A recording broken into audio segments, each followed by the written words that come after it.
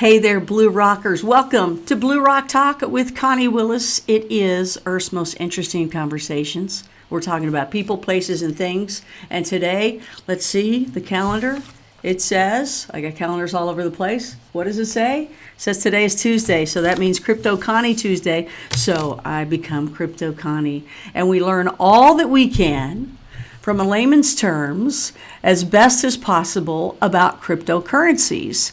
And of course, we love the, you can say the bitshares family, or you can say the dynasty. I think that's kind of the new word. That's the new thing, because it's getting bigger and bigger as we talk about it. So I love that. I think that's awesome.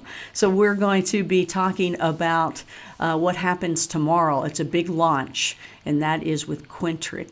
And that is precious metal-backed crypto. So we're going to learn more about that. If you haven't heard it already here on CryptoConnie in some past videos, which is something you can always look back at and see and compare notes to the development of how it's gone along the way. But, we'll talk about that more, and of course, other things with the bitshares family. So tonight we're going to have Stan Larimer on, the godfather of bitshares, as well as president of Futurnomex, Michael Taggart. You know him as MichaelX. You got him on Medium. All the links are down below where you can find either of them. And let me tell you, there's some really interesting people. We're going to be talking to them tonight about Quintric, and you can ask questions as well. Beforehand, just a reminder, those of you that are new here, welcome.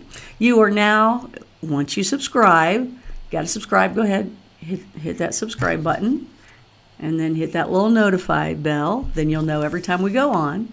And now you are officially a Blue Rocker, and that is someone in the know. So now you too are in the know, and we all like to say hello that way. That's just our little thing. That's just our thing. That's the Blue Rocker sign. Then we know you're in the know. So this is CryptoConnie Tuesday. That's what we do here on Tuesday evenings. And then we have something coming up called Wasted Wednesdays. That's going to be a very serious look at the cannabis industry, which, by the way, may have a little crypto in there. So stay tuned for that. Then Thursday's Far Out Thursday. That's where we have a lot of fun with people that may be Palladian or hybrid or alien, or we talk about UFOs, or we talk about Roswell, we talk about all sorts of good stuff. And in the future, just to let you know, there's going to be a nice another Roswell documentary coming up with a whole nother perspective. And then Fridays we have Bigfoot Friday. That explains itself. All those are on at 10 p.m. Eastern. However, if you think that's too late and you say, Connie, can you go up a little earlier for us? Let me know that. Go ahead and write that in the chat so that I will know that is interesting to you. Tell me what time works better for you, okay? And then on Sunday, we have Stan's Bible Lecture. That is now officially on at 2 p.m. Eastern, all right? So we've lowered that for you. Stan wanted to go have lunch after church before he came to, and did his service with us. Can you believe that? How rude of him. He's not even sharing his lunch with us. He should eat his lunch with us when he does that. And we won't tell him if there's any food here or there or anything like that. No, we have a lot of fun with that. But 2 p.m. Eastern now is when he has his Bible lecture. And that ain't your daddy's Bible lecture or Bible study whatsoever. It's a lot of fun, and you can really challenge him. In fact, he likes when you really challenge him. We did the same with the Flat Earthers. So he's a man that can stick to it. Hey, I want to thank last week Fuzzy joining us. What a great time. What a great guy. And as I saw him for the first time, so did Stan, and a lot of you guys saw him for the first time. He was just the Barry White voice, which I still don't get that. And even Fuzzy said he didn't get it, but everybody else says that, so that's cool. We'll be listening for that.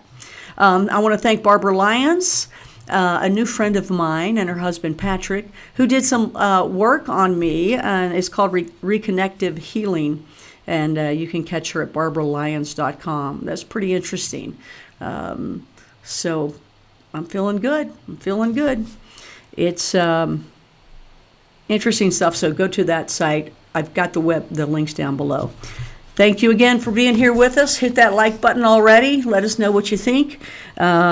I will be on Coast to Coast this Friday talking to animal communicator Crystal Hope Reed. Really nice lady. She's already talked to my little bird Batman, and I'm excited about giving you some of those results. And I first met her because she was talking about horses and the Derby and how horses actually feel about winning. Really cool. It's going to be a lot of fun. I think you'll enjoy that. That'll be this Friday on Coast to Coast. Freedom Fest is coming up in Vegas next week. We'll ask Stan and Michael if they're going to be out there. We do know Sean Worthington of CloudCoin will be out there. Billion Hero Campaign, remember we did that a couple weeks ago. The links are down below. Absolutely free. It's going to be phenomenal when that first winner, should I say? We'll ask Stan a little bit more about that, and we'll ask him how it's going. And one more thing, I'm starting something called Crypto School. So we're going to learn a little bit more about that. And you're going to learn a whole lot more about it in the future, I hope. We'll see. That's all I'm saying. But I do have links down below. And those of you that like giving to Blue Rock Talk, thank you. I closed off my Patreon account just because, for now, I'd rather you guys give in crypto. That way, it all goes to me or bitshares or whatever when I trade back and forth, as opposed to giving it to YouTube or Patreon or any of the fan funding. Okay, I hope you guys understand. Just do it that way. Do it at bitshares down below, or Quintric, which launches tomorrow. This is our eve. This is our launch eve. So let me bring in two wonderful guys who are going to tell us all about it. We've got Stan Larimer, the godfather of bitshares, and then we have Michael Taggart. You know him probably as MichaelX. He's on Medium. He is president of Futurnomex. Stan is CEO of Futurnomex, and we'll let them tell you more about what Futurnomex is, what Quintric is, and what the big freaking deal is, that why we believe tonight is breaking news, which it is. So let's bring them both on here. Let me see if I can do this without a problem. Oh, there's Stan. And there's Michael. Hey, both you guys. Welcome, Blue Rockers. Hey there. It is, you know what? It's great to see Stan always. It is rare to see Michael always, so it's so good to see you. So, Michael, can you let everybody know who you are really quickly? Because you're usually the man behind the scenes everywhere. That's funny, because I'm everywhere all the time. But yeah, I'm the president of Cryptonomics, work with Stan and everybody for. Oh, I thought you were president and he was CEO. Oh no, he is CEO. I'm president. Right, yeah, right. Yeah, that's correct. Is that right? Okay. So president of Cryptonomics, and I've worked with Stan for a long time, pretty much since before BitShares really launched. It was kind of interim phase of angel shares and predator shares when they launched that all up. I think we were sitting out in a Caribbean island somewhere doing kind of an educational course for a bunch of people out there during that weekend too. So busy weekend. Fast forward, I've worked with Stan a lot over the last few years on educating people about blockchain, BitShares, developing different platforms on the BitShares network in and of itself, and just educating people about blockchain and kind of prepping the space to get people into it. And I'm a co-founder and director of Quintric, among some of the other companies out there. So super excited to talk about that today. I think that this is going to be, we're not looking for, I think, a big, massive hoopla and big launch or anything on this. We're looking to get it out and get some solid footing on it and really build a lot of momentum over the next 6 months to a year. That's kind of the goal with this, but I am super psyched and stoked that we're about to tomorrow embark on this publicly and officially, and start kind of pushing the needle on it and introducing all this new stuff to everybody. Excellent. And Stan, the godfather of BitShares, tell us a little bit more about you for the new folks that are coming in, and what part you play here with Quintric. Well, we are coming up tomorrow on our 5th anniversary. July 4th, isn't that a great day to start a freedom-oriented kind of company? Back 5 years ago, when Dan got his first, Dan Larimer, my son, the guy that's invented all of the stuff we talk about, in terms of the technology underneath it. And then, of course, we layer all kinds of goodies. And we provide the icing on the cake, okay? Dan provided the cake. But more sugar, more sugar. he asked me to help him get the company started, and so I did that. And then after we got all of that BitShares up and running, then we turned around and he went off to do his next project, which was Steam It, and I stayed with BitShares, my first love, and my job was to help keep bringing attention to it, I guess would be the way to say it. And of course, BitShares is an autonomous company. It doesn't have anybody in charge of it on purpose. So when I say Godfather of BitShares, that doesn't mean that I run it. Godfather is merely somebody who is pioneering or influential in a community. And maybe that's true of me, but it doesn't mean that I'm, CEO of BitShares or anything like that. Futurnomex has since we're going to have our shareholder meeting tomorrow. By the way, our annual meeting at 9 o'clock. For those, if you are a Futurnomex shareholder and you haven't heard yet, that's because you changed your email on me. So send me an email. Give you the call-in number. But we'll be there tomorrow telling them everything that Futurnomex has done, and it's been in the business of trying to do spin-offs. It did Steam It as a spin-off. Steam It's a completely independent company, but it came from Futurnomex originally. And Quintric is another such spin-off, which we'll be talking about tonight. And we have a number of other spin-offs that, haven't gotten to the point where we want to talk about them a lot yet. Okay. But, almost. Can't wait. But you'll be hearing about them, when it's appropriate. But right now, that's what we do, is basically go around starting little fires, and then some of them burn out, and some of them turn into raging infernos like Quintric. Some of them burn out. Some of them we run to you with extinguishers. Go out. But the ones on fire, how do you guys feel about Quintric? Tonight is the launch eve that we're celebrating. But how do you guys feel, just your gut feeling right now, about the future of Quintric and the precious metal-backed crypto? I'm pretty excited about it myself.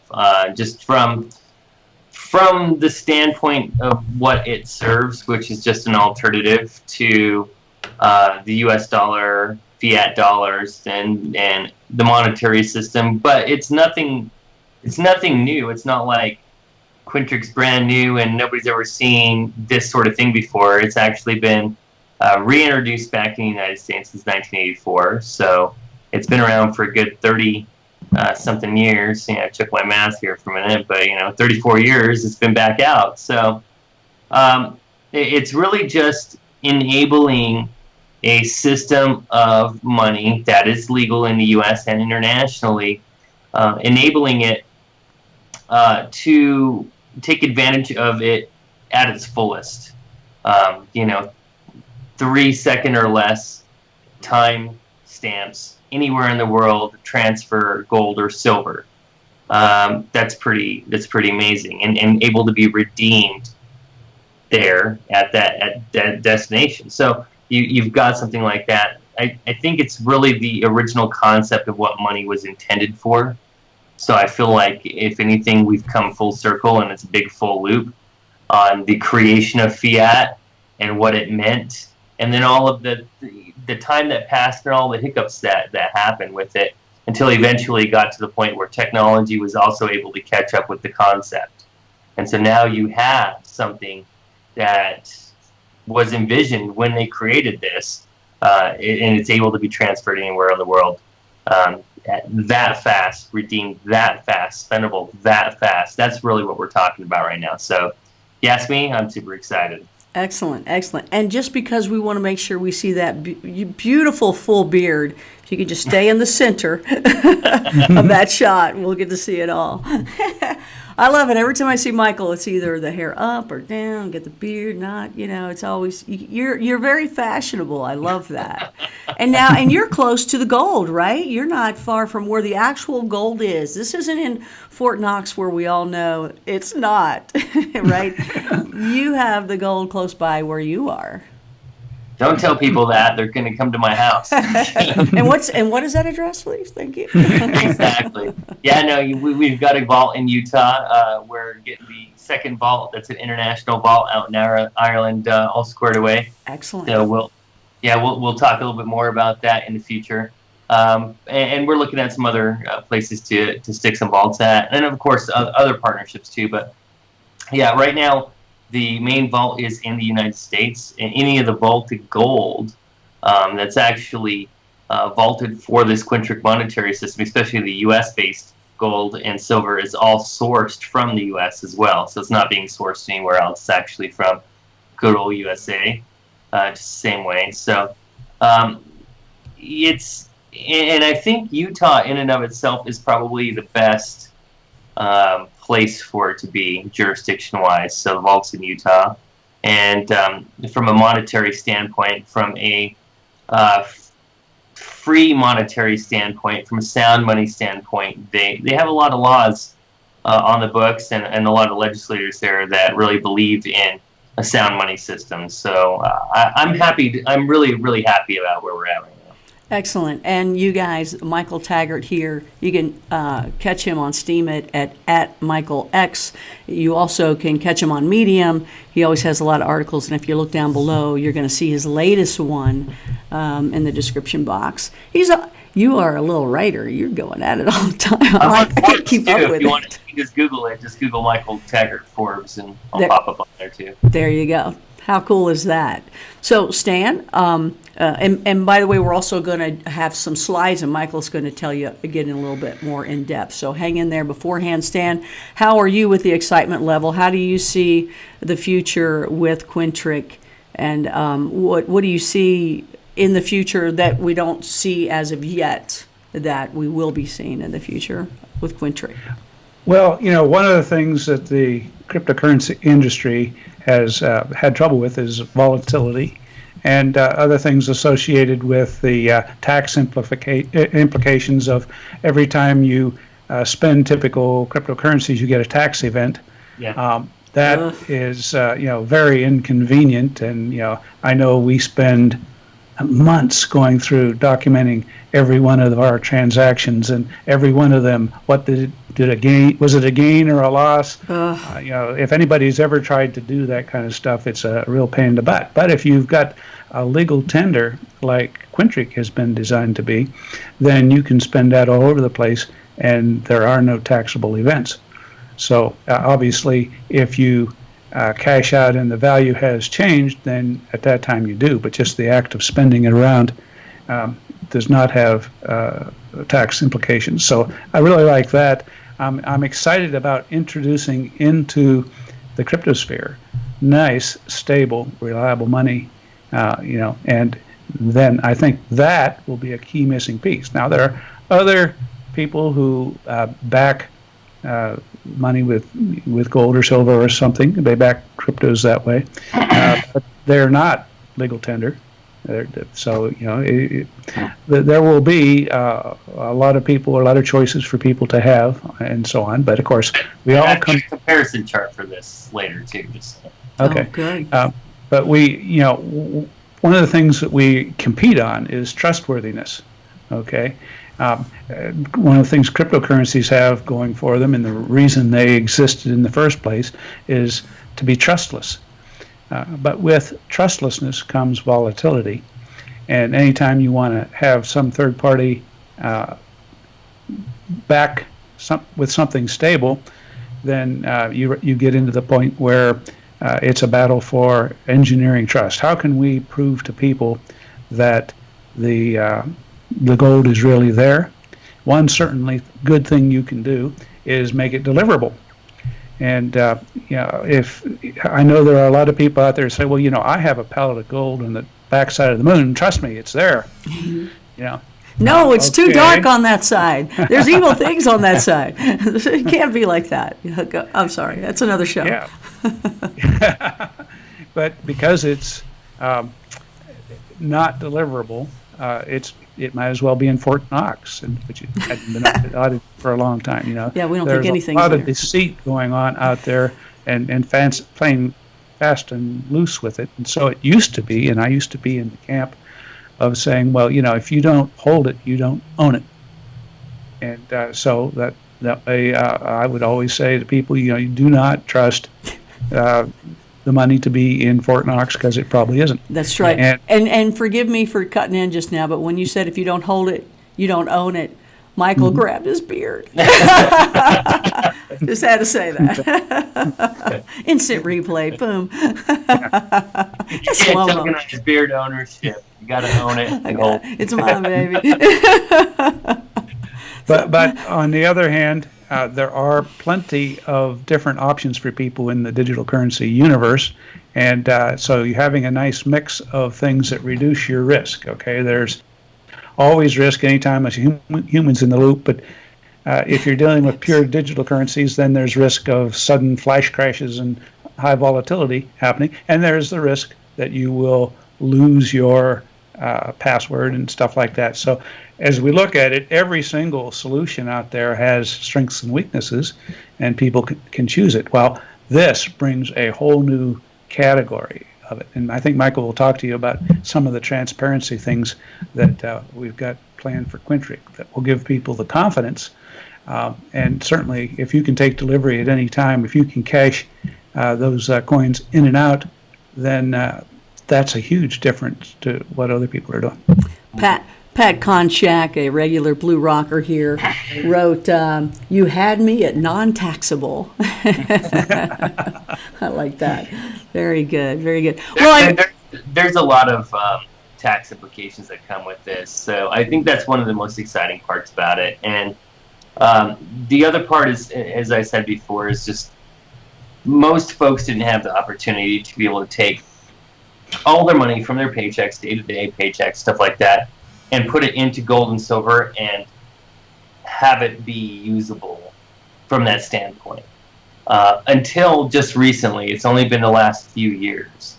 And with the advent of Quintric, I believe that we're going to make it, we've added a couple of extra layers of liquidity and extra layers of transmission that enable it to go much, much faster. So when this happens, I think that's where people are really going to start embracing an alternative system where, and I say this all the time, you can participate in a system of debt, which is the monetary system, the fiat money system now, where you can participate in a system of value, right? Something of value. And you have that choice now, and really it's just, you can make it, and it doesn't really have to interrupt your life very much, which is really one of the key parts to embracing a new technology or a new type of system or anything like that, is the ease of use. It doesn't make you have to change from your day-to-day life or anything. So that's why this is so exciting. And by the way, for the Blue Rockers that are in the South, fiat is fiat to us. just saying. Trying to keep it in layman's terms here. Let everybody understand. I remember at one point we were talking about putting a live webcam inside the vault so we could see it. I was hoping to put it here on Blue Rock Constant. Tomorrow. Oh, but you are going to do it. Are we Tomorrow. able to put it up here, or is there a place to go? I guess the Quintric website to see that. Well, so we're going to have a live stream. That's so cool. I love it. It should be activated tomorrow, and they should do their first on live stream, basically audit of. I don't know if we're doing gold and silver, gold or just silver. We discussed this the other day. I think we came down to both, but yes. Yeah, one way or another, you're going to see a live audit on the live stream on there. Now, it's going to be for people who have an account on Quintric. You'll be able to see it directly from the Quintric dashboard. Okay. We may be able to enable a live feed or something like that, so we can talk about that a little bit later.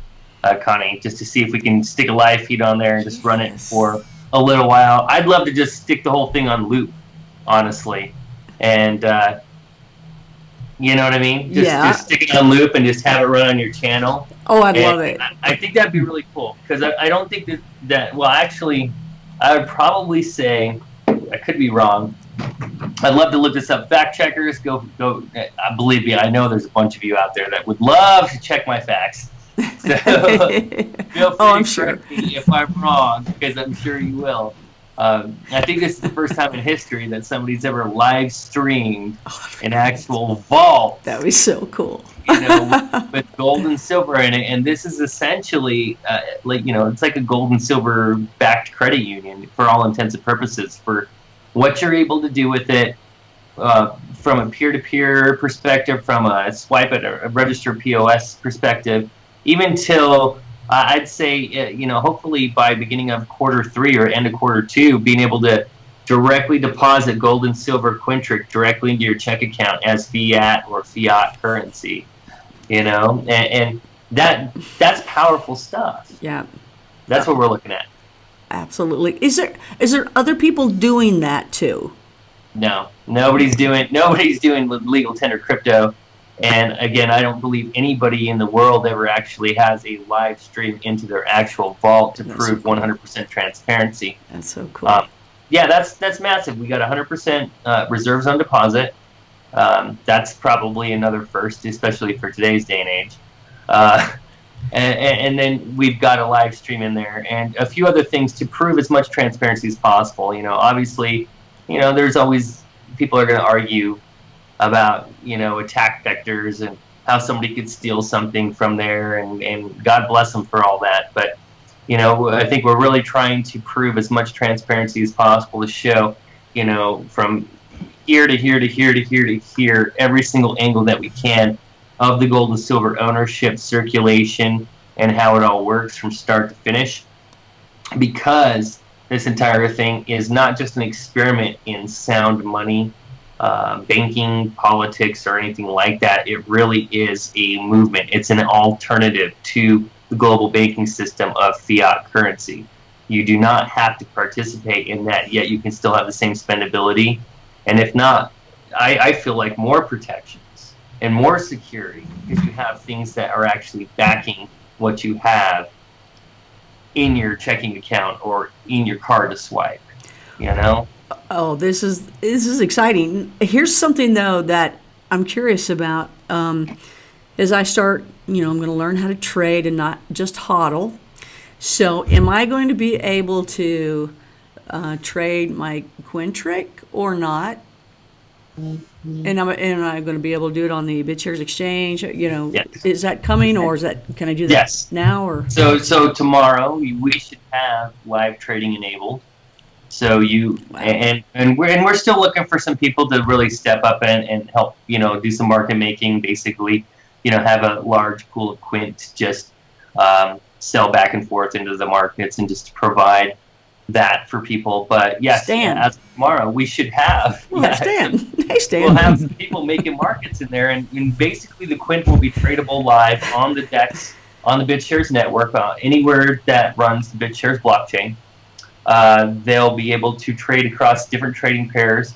It's going to depend on how many we can support natively at first, but we'll obviously branch out from there. We've been recruiting a lot of people who are interested in helping out with the system in and of itself. And long story short is you'll be able to send Quint anywhere in the world within a couple of seconds, do instant settlements on trades, and kick this whole thing off. Really, yeah. Bring it on. All right. And that's another thing. When you talk about comparisons of Quint to the other things that are gold-backed in some way or metal-backed in some way, we've said about being legal tender, but there's more to it than that. It's on the BitShares system, and therefore instantaneously transferable. Yeah. There at an average of 1.5 seconds, guaranteed in 3 seconds. So that's impressive. Another really impressive thing about it is the fact that all the transactions stay in the state of Utah under Utah jurisdiction, the way it's set up.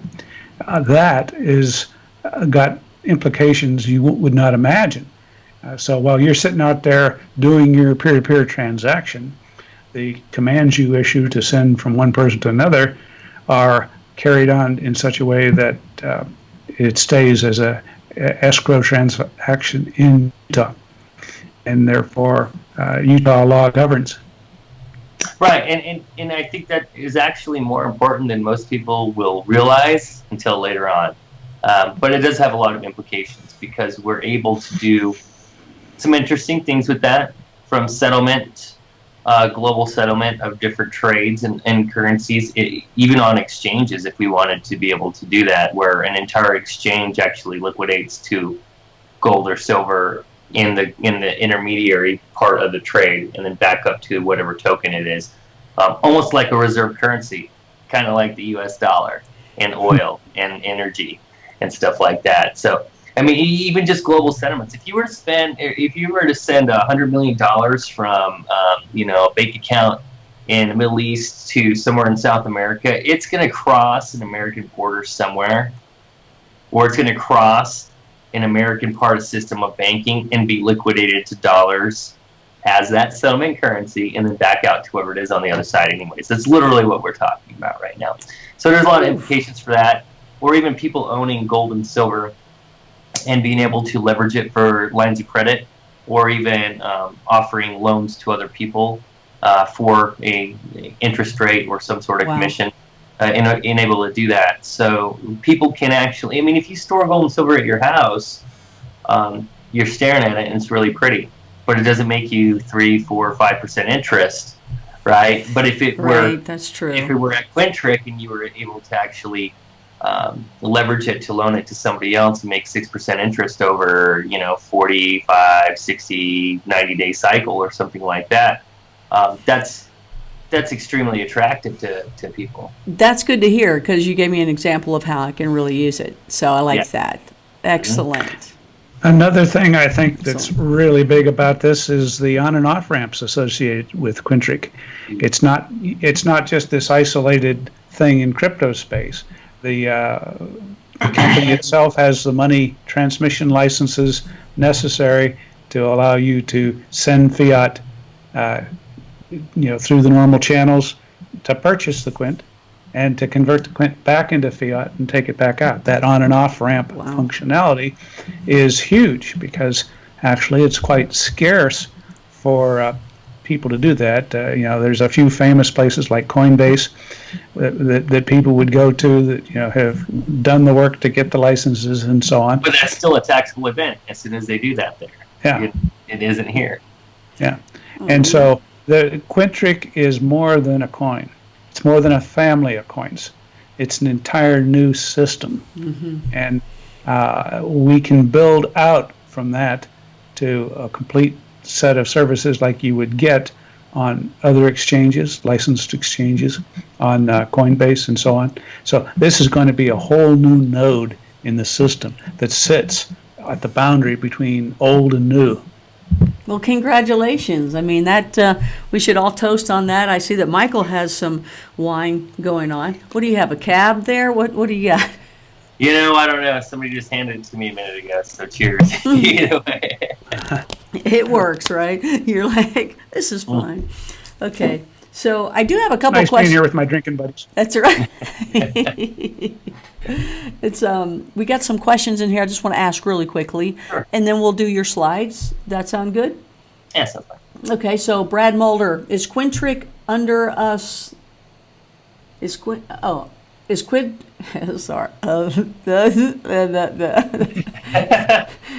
the internet messing up right now. It's not me, y'all. It's not me. Is Quintric under U.S. government SEC rules and regulations?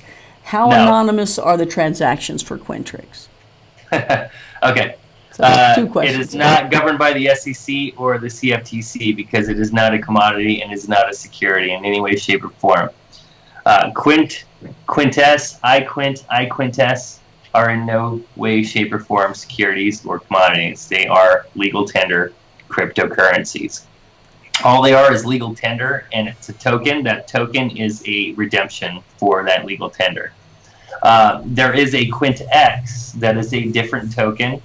That is a side token that is actually a little bit separate. However, it is a security. It's in a Reg D right now, so it's a Regulation D offering as a security.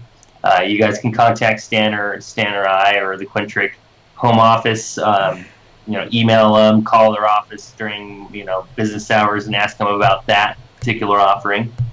That's out there, but for what we're talking about right now for legal tender on the QUINT monetary system, none of it is governed by the SEC. We don't have to worry about any of that, or the CFTC. And then the second part, what was the second question to that? It was how anonymous are the transactions of Quintrics? They're very anonymous, actually, in that they're not on the blockchain. And this is a very interesting question. I'm actually glad this question was asked, because I was just explaining this to somebody the other day, and when they actually got it for a minute, they said, "Oh, that's really cool." On BitShares network, well, on any blockchain, any transaction is visible. Now, if you know who owns an account on, let's say Bitcoin blockchain, then you can trace any transactions that happen and where they go and all that sort of stuff. If you don't know who owns the account, you can still see the transactions at all times. BitShares, there's a naming system, so you can actually have an account named Connie Willis, and somebody could actually, I could own Connie Willis and just pretend to be you. It's not very nice of you. Right? It's not very kind. I know, I'm a kind person. I got that name already. I've got all cryptoconnies, Connie Willis's, every combination you could imagine. Just do the real Connie Willis. See? No, the whole thing is that there's a naming system, so people can, or if you're associated with an account, track and trace what you do. So there can be issues to that.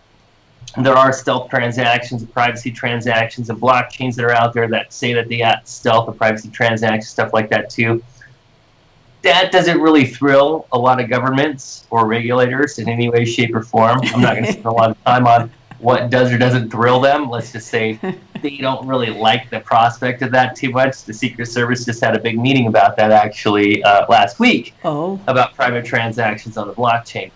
What I want to say is this, is that you can trade the Quint around on the DEX coming here tomorrow and do trades on different market pairs and stuff like that too. If you want to redeem it, if you want to spend it, if you want, spend it in the traditional form of swiping it, if you want to load your bank account with it, if you want to redeem it for actual gold and silver, or if you want Quintric to buy it back from you for fiat currency, you have to transfer it into the the Quintric dashboard. So with Quintric, there are different levels of KYC, AML that you have to do, which is know your customer, anti-money laundering techniques and rules and regulations you have to go by for different levels of interactions and transactions on there. So on the DEX, they'll be traded around. If you want to start redeeming them or doing anything that has to do with legal tender, fiat currency, or cashing them out, you have to have an account on Quintric. Now, Quintric doesn't publish your private details to everybody on the planet. See, Quintric has privacy, and we have to follow certain monetary laws and regulations, just like almost like a bank in some cases, And so, yes, you do have to fill out some information with Quintric, but it's not shared with the public. So you can transfer Quints from your BitShares account into a Quintric account, and it essentially is trackable until it hits Quintric, and then it drops off the blockchain, and Quintric's a barrier. It's a force field against public use. Okay? And then they could transfer something, so they could transfer from one Quintric account to another Quintric account and back out onto the blockchain, and it effectively has disappeared and reappeared somewhere, and there's no trace, not even to the point where they're ever really probably going to be able to see which account it really popped out as. Now, Quintric keeps records of everything. We make sure we follow all rules and regulations of whatever jurisdiction wants to come knocking or asking questions or anything like that. But it does enable people to have some layers of privacy if they want to transfer a lump sum or some sort of asset from point A to point B, they can use Quintric as an intermediary and basically use the privacy that they get with Quintric in order to do that. Okay, excellent. Well, there you go there, Mulder. Some more questions real quick here. Mike Crow says, I thought Geraldo did the live stream of a vault. He did do something with a vault. Oh, wait, that was Natural Born Killers, and that wasn't Geraldo. That was Robert Downey Jr. But he was playing like a Geraldo. No, there was some sort of vault with Geraldo. It was a live stream. Yeah, it turned out to be empty. Oh! Yeah, that's right. Yeah, That's what it was. It made his career. He put him on the Fake news, man. He made it work for him. Yeah, he did. Well, he did if good. I got to compete with Geraldo, I don't know. Hey, man, if we, he has a giant audience. I tell you, it did make awesome. him. Yeah, I remember watching Geraldo when I was a kid. He was all over TV. he needs to be at the launch of Quintric and do the vault thing again. We're going to try the vault thing again, and this time it's going to be getting full. a private tour. Yeah, I would not be against that whatsoever. That'd be excellent. We'll have to work on it. I know you already got me thinking. I'm gonna start tweeting at him. I tonight. love it. Okay, great. That'll be awesome. Any plans to have a debit card backed by Quint, the ultimate in liquidity and utility? Okay, so the United Precious Metals Association, which is our direct partner on this, they are a contractor for Quintric, already offers a card directly attached to their gold and silver deposits. What's really funny is the Utah State Attorney General actually is a customer of that service, for one. So, when people say, have you done your due diligence, or do you know, how do you know that this is going to fly? It's like, well, I think we're doing all right with the company that we're keeping there.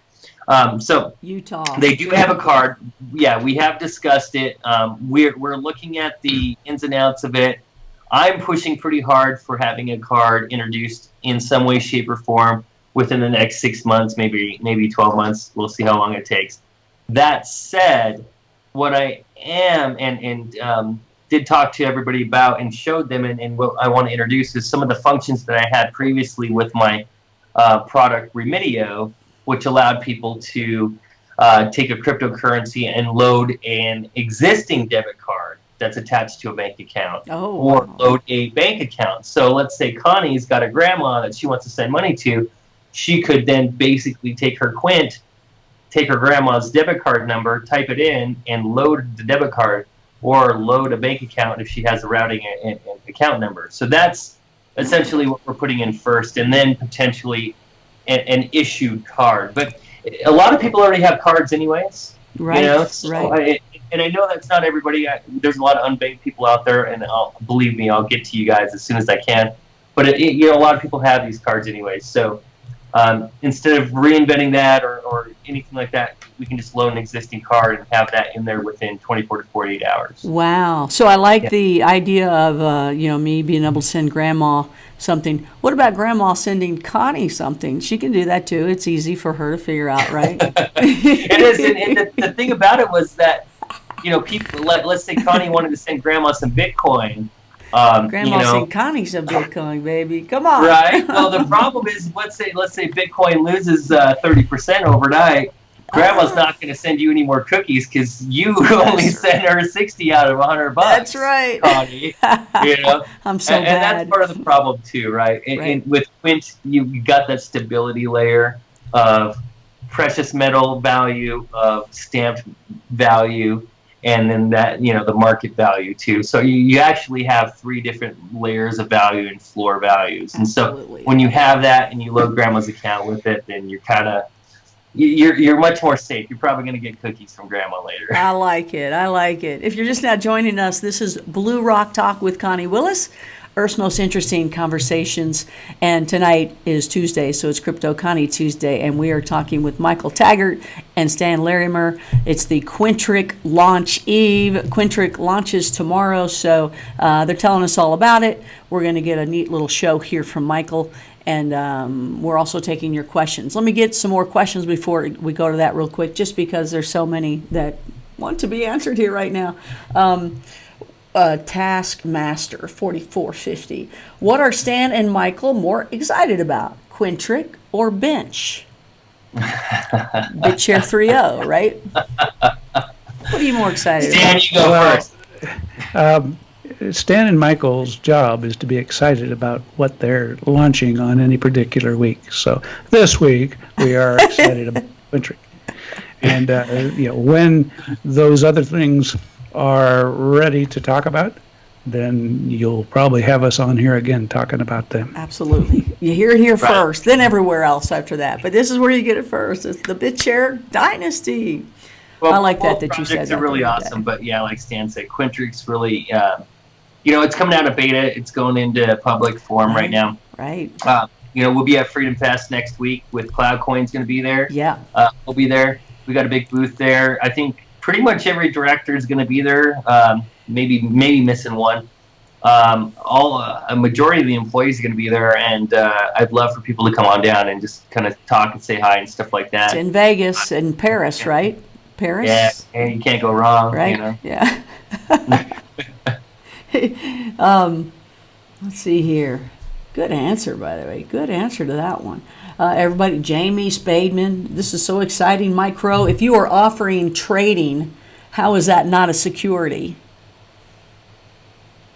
Well, the definition of security doesn't have anything to do with the fact that a token is or isn't trading, because Bitcoin isn't a security, and it's trading. So if he wants to clarify the question a little bit more, we can discuss it more. Okay, Mike. So Pat Con Electric. Hey, Michael, you and Max Wright.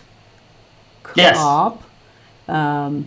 Were the two people that got me into what was called back then BitShares X. Do you still work with Max?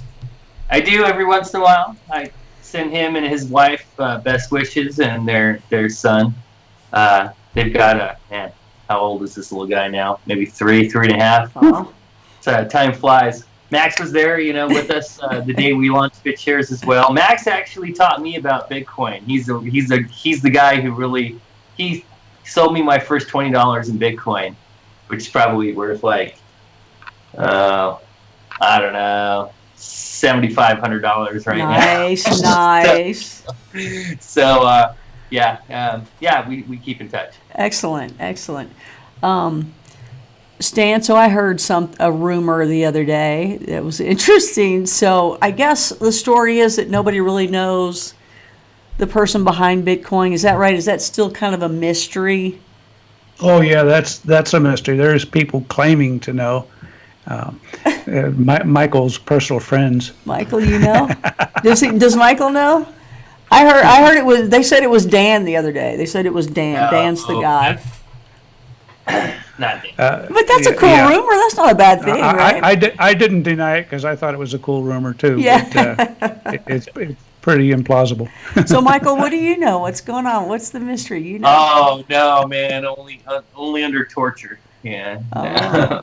Give him more wine. Who's over there handing you the wine? Give him the bottle. Right. Let's go. I've got a bottle around here somewhere. No, that's an interesting conversation, not to be had here. It's too long. Okay, we'll do it where it's a paid for CryptoConnie show and 20 bucks in, everybody, and then we learn. No, if we're going to learn that, it's going to be it's going to be one crypto per person, right? We can get Geraldo Rivera to go discover the true. Absolutely. You guys got me on this Geraldo kick now. I am all about that. Get Geraldo. Bring him on. I think he'd probably go for it. I think he'd be up for it. Well, he's ready for another kick, so that'd be cool. I just want to get these questions before you go to their thing because there's some great questions in here. So I apologize. So Mike Crow had said, if you are offering trading, how is that not a security or a commodity? It's the way that the coins are stored and the way that the transactions occur. They're under escrow law in Utah and under legal tender guidelines. There's a lot of legal ins and outs to it. If Mike's really concerned about any of those sort of things, he's more than welcome to send our support some questions as in-depth as he wants them to be. We've got several lawyers on the team that are probably more than happy to answer those questions and make sure that anybody getting involved with this or promoting it or otherwise telling people about it feels very comfortable in what it is that they're talking about. What it comes down to is that legal tender coinage is seen as a certain, in a certain way, outside of the commodities and security standpoints. Fiat currency, US dollars in your pocket, are seen outside of that as well. These two things are able to cross and interact without capital gains, without commodity status, without security status. First of all, securities have to do with, taking money for an investment, to build something that's outside of your control, within the control of a few people, how we test sort of stuff, anything like that. This has nothing to do with that in any way, shape, or form. You are buying a product from us, and that product or that thing that you're buying from us is not gold or silver being stored. It is legal tender stamped coinage that is minted for that purpose of money. Now, Stan can answer this maybe a little bit more if he wants to, but that is, in a nutshell, the main difference to this entire situation, and that's where Quintric really is apart from the rest of the pack that's on there. Nobody's ever done this, tried this, or otherwise. The people that we work with are the same folks who have worked with state legislators in the United States, multiple states now, to pass gold and silver, basically legal tender laws within those states to strengthen the already existing laws that have been in effect in the United States since 1984. So those particular states may even give more benefits to using gold and silver as legal tender, such as not having to pay state sales tax, on top of no capital gains tax, Excellent. on top of, this and that. Those are important things. Okay, well, You can go to Stan, you're either very excited and intense or you're frozen.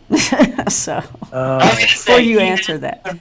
He is ready to strike, right? He is, man. Look at him. He's like, Wait a minute. You said okay. My frozen images. You mean I can go ahead and just do anything I want? Right now? Absolutely. Go ahead. Let's hope Skype comes right back on whenever he's doing what he's doing. Okay, you can hear me though. That's the Yes. important thing. Okay. Yes. I would suggest for the questions like that, first stop, go to quintric.com, and in there in the white paper section is a lot of detail that has been put together to explain all this very carefully to the people who want to know the nuts and bolts. And then behind that is the legal team that goes back, like Michael said, long before we made it digital. They were already working the legal tender laws in the state of Utah. And so when they came along and started developing this with us, they went to a lot of effort to check with multiple legal authorities to make sure that they synced up the Utah law with the federal government's law in terms of what comes out of the U.S. Mint. It has special status under federal law. So the special status of gold and silver coins from the Mint and the special status of how it's handled in the state of Utah combined together to make this unique product. Right. We're not just storing bars of gold and silver. That would be commodity. We're storing legal tender. So completely different. In the U.S., it has to be acquired and stored differently than it has to be acquired or stored in international guidelines or anything like that. So if that makes sense, hopefully, to Mike. But again, just send us some questions if you have them, and I'm more than happy to do another segment. I would love to bring our legal crew on here and actually just let them just slam out, some of the harder questions, because I've seen a few people having those sort of things, and they're really just trying to get around or get their mind wrapped around it more than anything. Oh, absolutely. And that's what hopefully we can help you guys do. This is Blue Rock Talk with Connie Willis, Crypto Connie Tuesday. Stan, hang up and call us back. You've got this intense look to where it's just too intense. We always want you to look your best, you know. So I was trying to flick back and forth. People are going to get sick going, oh, I was thinking maybe it'll unlock it, but I'll have to have him call back. That's what we have to do. He was looking into your soul. Wasn't he? If you're uncomfortable, then you have some things to worry about. I just felt like something was going on. It was a little real eerie. Well, I see. I'm excited because Stan's actually flying in here on Thursday. He's going to stay at my house for a few days. So, all right. What could happen? Oh man, you'll have to, since he's not here yet, you'll have to do something like set up a record. Oh, he's back. He's back. Gotcha, Connie. Sorry. Busted, man. That just worked right. I didn't even have to answer. You came on in. That's not very nice. Okay, so somebody said that they heard Alan Greenspan was the actual original person with Bitcoin. Well, I've heard the CIA, Ben Bernanke, Alan Greenspan. Whoopee, no, yeah, Scooby-Doo. Awesome. Snoopy, come on, go back further. Snoopy, okay. Come on, the original, right? Okay, so some more questions here real quick before we get to your thing. What is everyone redeem? Okay. Bland Rover, if you can maybe rewrite that, because what I'm reading is what is everyone redeems Quintric. Can you make that out? Well, if everybody did redeems Quintric at the same time, oh, okay. The answer is nothing. Everybody gets their money. It's 100% reserve on deposit, period. So we're not leveraging anything. There's no fractional reserve. There's no nothing even remotely close to that. All money in the vault, all legal tender in the vault is associated with a particular person. It is associated with that particular token, and the only Quintric in circulation are vaulted Quintric that are sitting in the vault. All right. And soon you will see it live streaming, hopefully here on Blue Rock Talk. Yay! All right. And thank you again for in the live chat reminding people to hit that like button. We appreciate that you do that. Support us, share us with other people as well, and hit that subscribe button if you haven't, because in the future, if you do that and hit the notification bell, you'll see this mug again, this mug again, and this mug again. All these guys right here. I love it. It's Brady Bunch all over again. Okay, so, okay, what... Oh, that's something else. That's on Sunday. Stan's Bible lecture at 2 p.m. on Sundays Eastern. Those are that's the questions you can ask him. But no, maybe it is. Let's see. What's this about Trump being another Cyrus the Great and Daniel handing the scrolls to him on the steps of the palace? Eos and then it was Eos. Does that help you? Is that good? I think that's good. That's deep. That is deep. That's some deep stuff there. So Mike Crow, go ahead. Well, I just didn't hear the question in there. I heard a lot of things, but what was the punchline to the question? I'm not sure if that, Eos. Oh. Eos was it. On the steps of the Babylonian palace. So what's this about Trump being another Cyrus the Great and Daniel handing the scrolls to him on the steps of the Babylonian palace, and then it was Eos. Yeah, well, that would be an interesting discussion that would take us a long time to connect all the dots. So I think I'll save that for a Sunday afternoon. Okay. Well, Mike Crow, I hope we asked what you were looking for. It's funny, later on he wrote that when he saw you staring and you were frozen, he said, I thought Stan was staring me down because of his question here. Patrick says, if you want hard questions, have Fav on the show. Do you know who Fav is? Well, we know him well. Yep. Yes. Who's Fav? He's a guy that's been around the BitShares community a very long time, and he's what would you describe him as? A curmudgeon, an iconoclast. He always has something to say, and but he is talented, and he did come to the rescue of our project back. We had one hiccup, I think, in the history of BitShares. It froze things up for a few hours, and it was Fav working behind the scenes getting that problem solved. So, got to give a guy credit for that. He's very active in the community. Excellent. Okay. A nice comment. QUINT equals no inflation, backed by real value, true money. That sound about right? Yeah, I like it. Okay, and I thought there was one more thing. Stan's lips are not moving. Oh, that was earlier. I know you're talking. I wish I had a little animated thing that I could do that number to it with your lips. Okay, all right. Do you need to report to the government how we decide to use QUINT? If I decide to trade crypto for QUINT, do I still need to do KYC? That's a lot of questions. Number one, I'm not a tax attorney or a tax lawyer of any sort, so, ask them about that sort of thing. That's a big thing. When it comes to the QUINT is legal tender.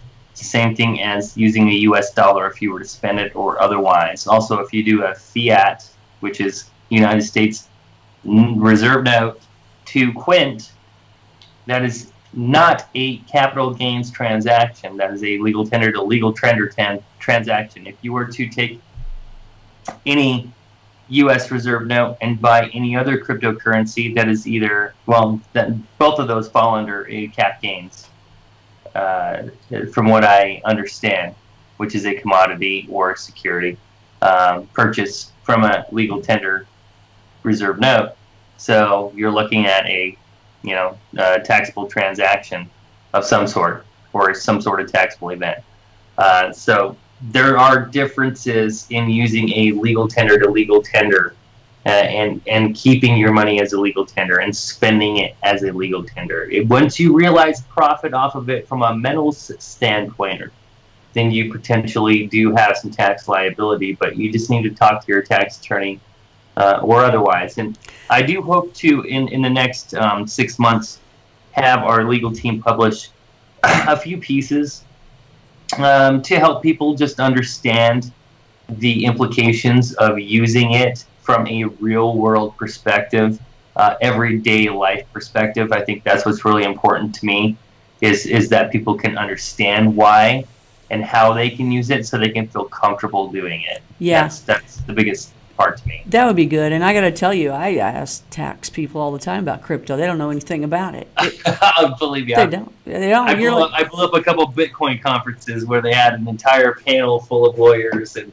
I ask a question and they all just pass the mic. Yeah, they don't know. And then there's nobody at the end of the row. How smart for someone that's in accounting to learn all this stuff and be that person. How much more can they make? Oh my gosh, that would be incredible. They'd have tons of clients. Money. I mean, there's an opening for that, right? Okay, so Bland Rover, just to clear it up here, let me read a couple things here. Says, but what if everyone redeems them and doesn't ship them?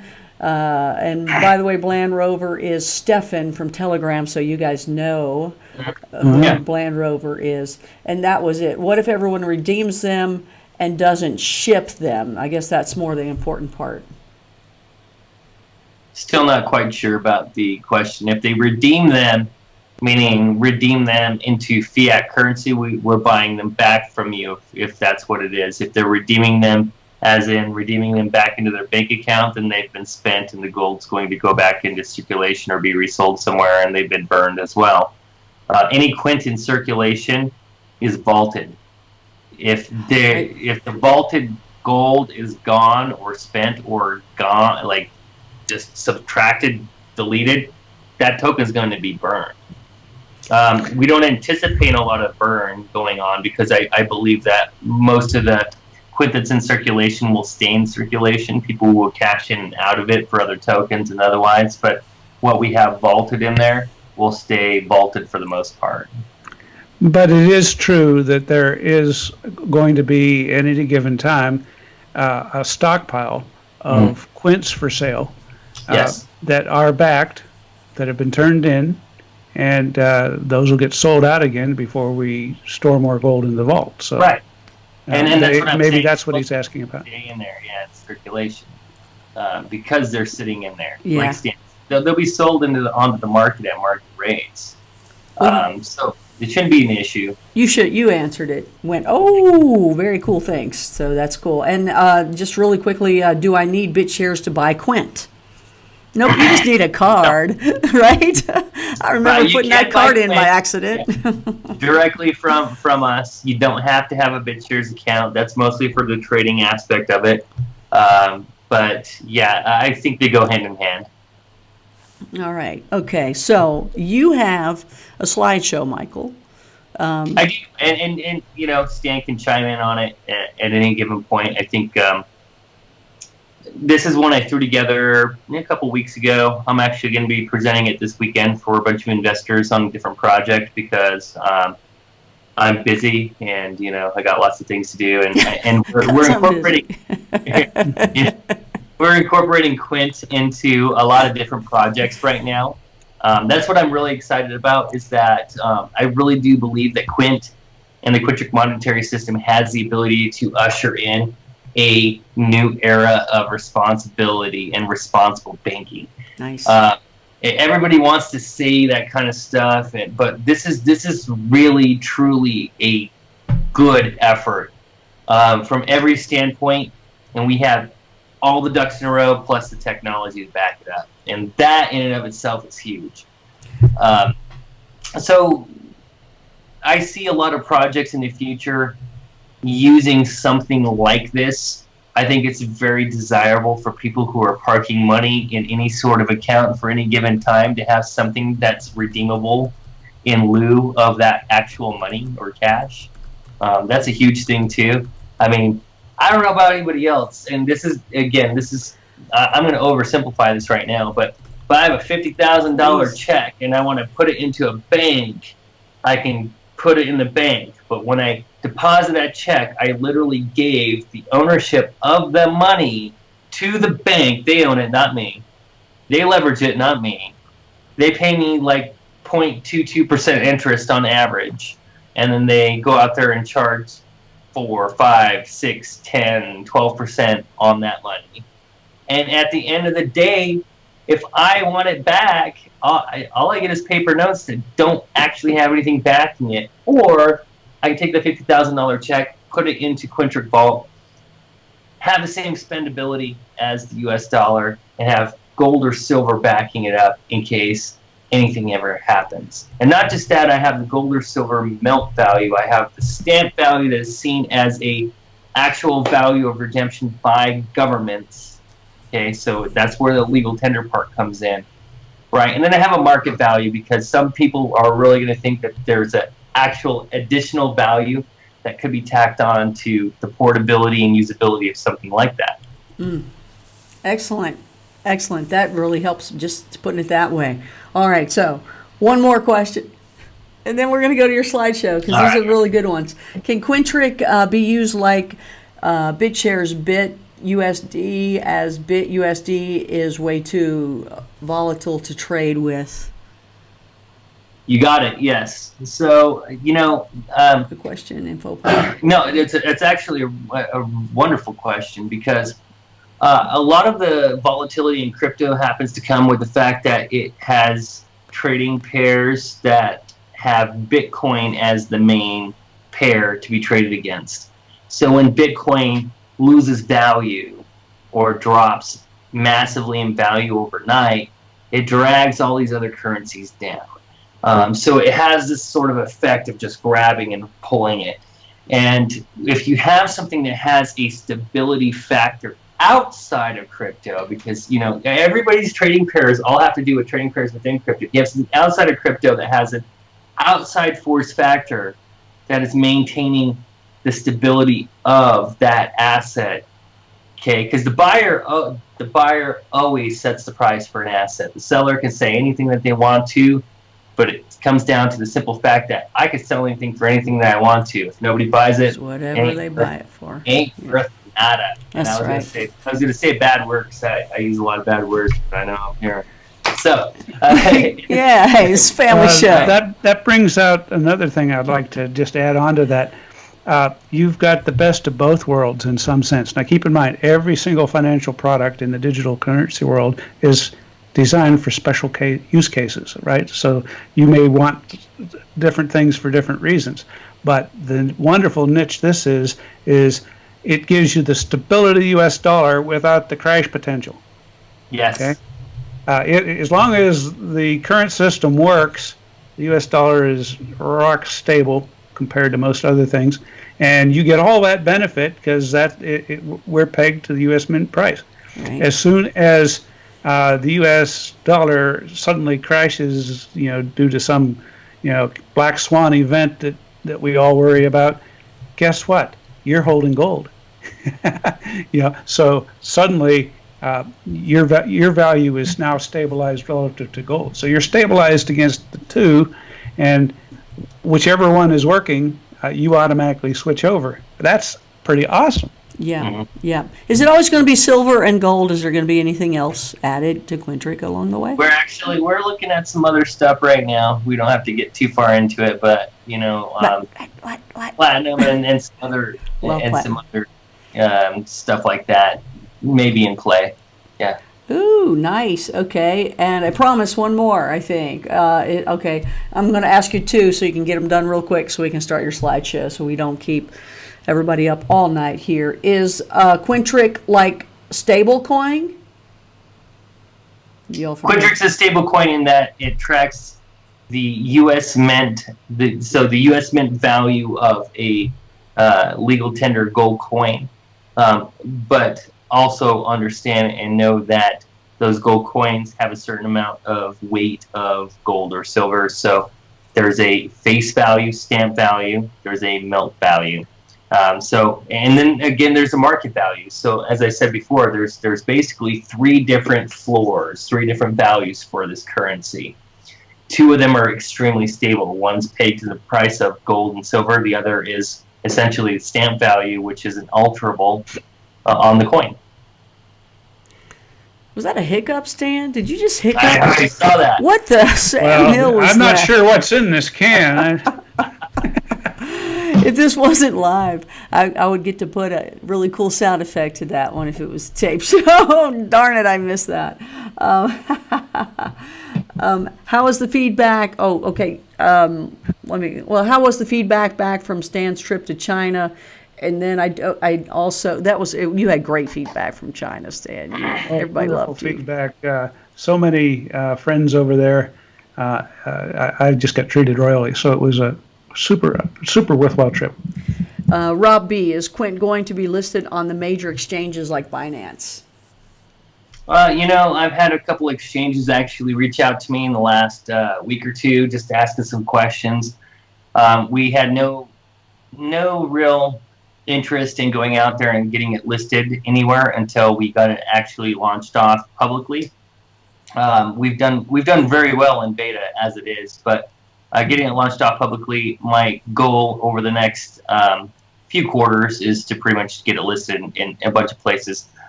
I think I could show them actually what the last question was talking about, the stability of the trading pairs of Quint against other tokens. Once I can show that to them in a closed environment, even on the BTS DEX or otherwise, I think a lot of people are going to understand and know instantly why that's going to be valuable to them. And I have written extensively about that over the last 6 months to kind of, get people to understand why this is important and why the Quintric token as a trading pair token against these other volatile tokens is very important for the ecosystem. Check the links below. You will see, you will be able to get to Michael's articles at Medium, and then you can, from there look at some of his past archived ones.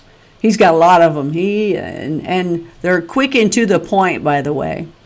Very understandable. A lot of information, but you can understand it. So if the dollar would fail as a currency, the gold could be redeemed as physical?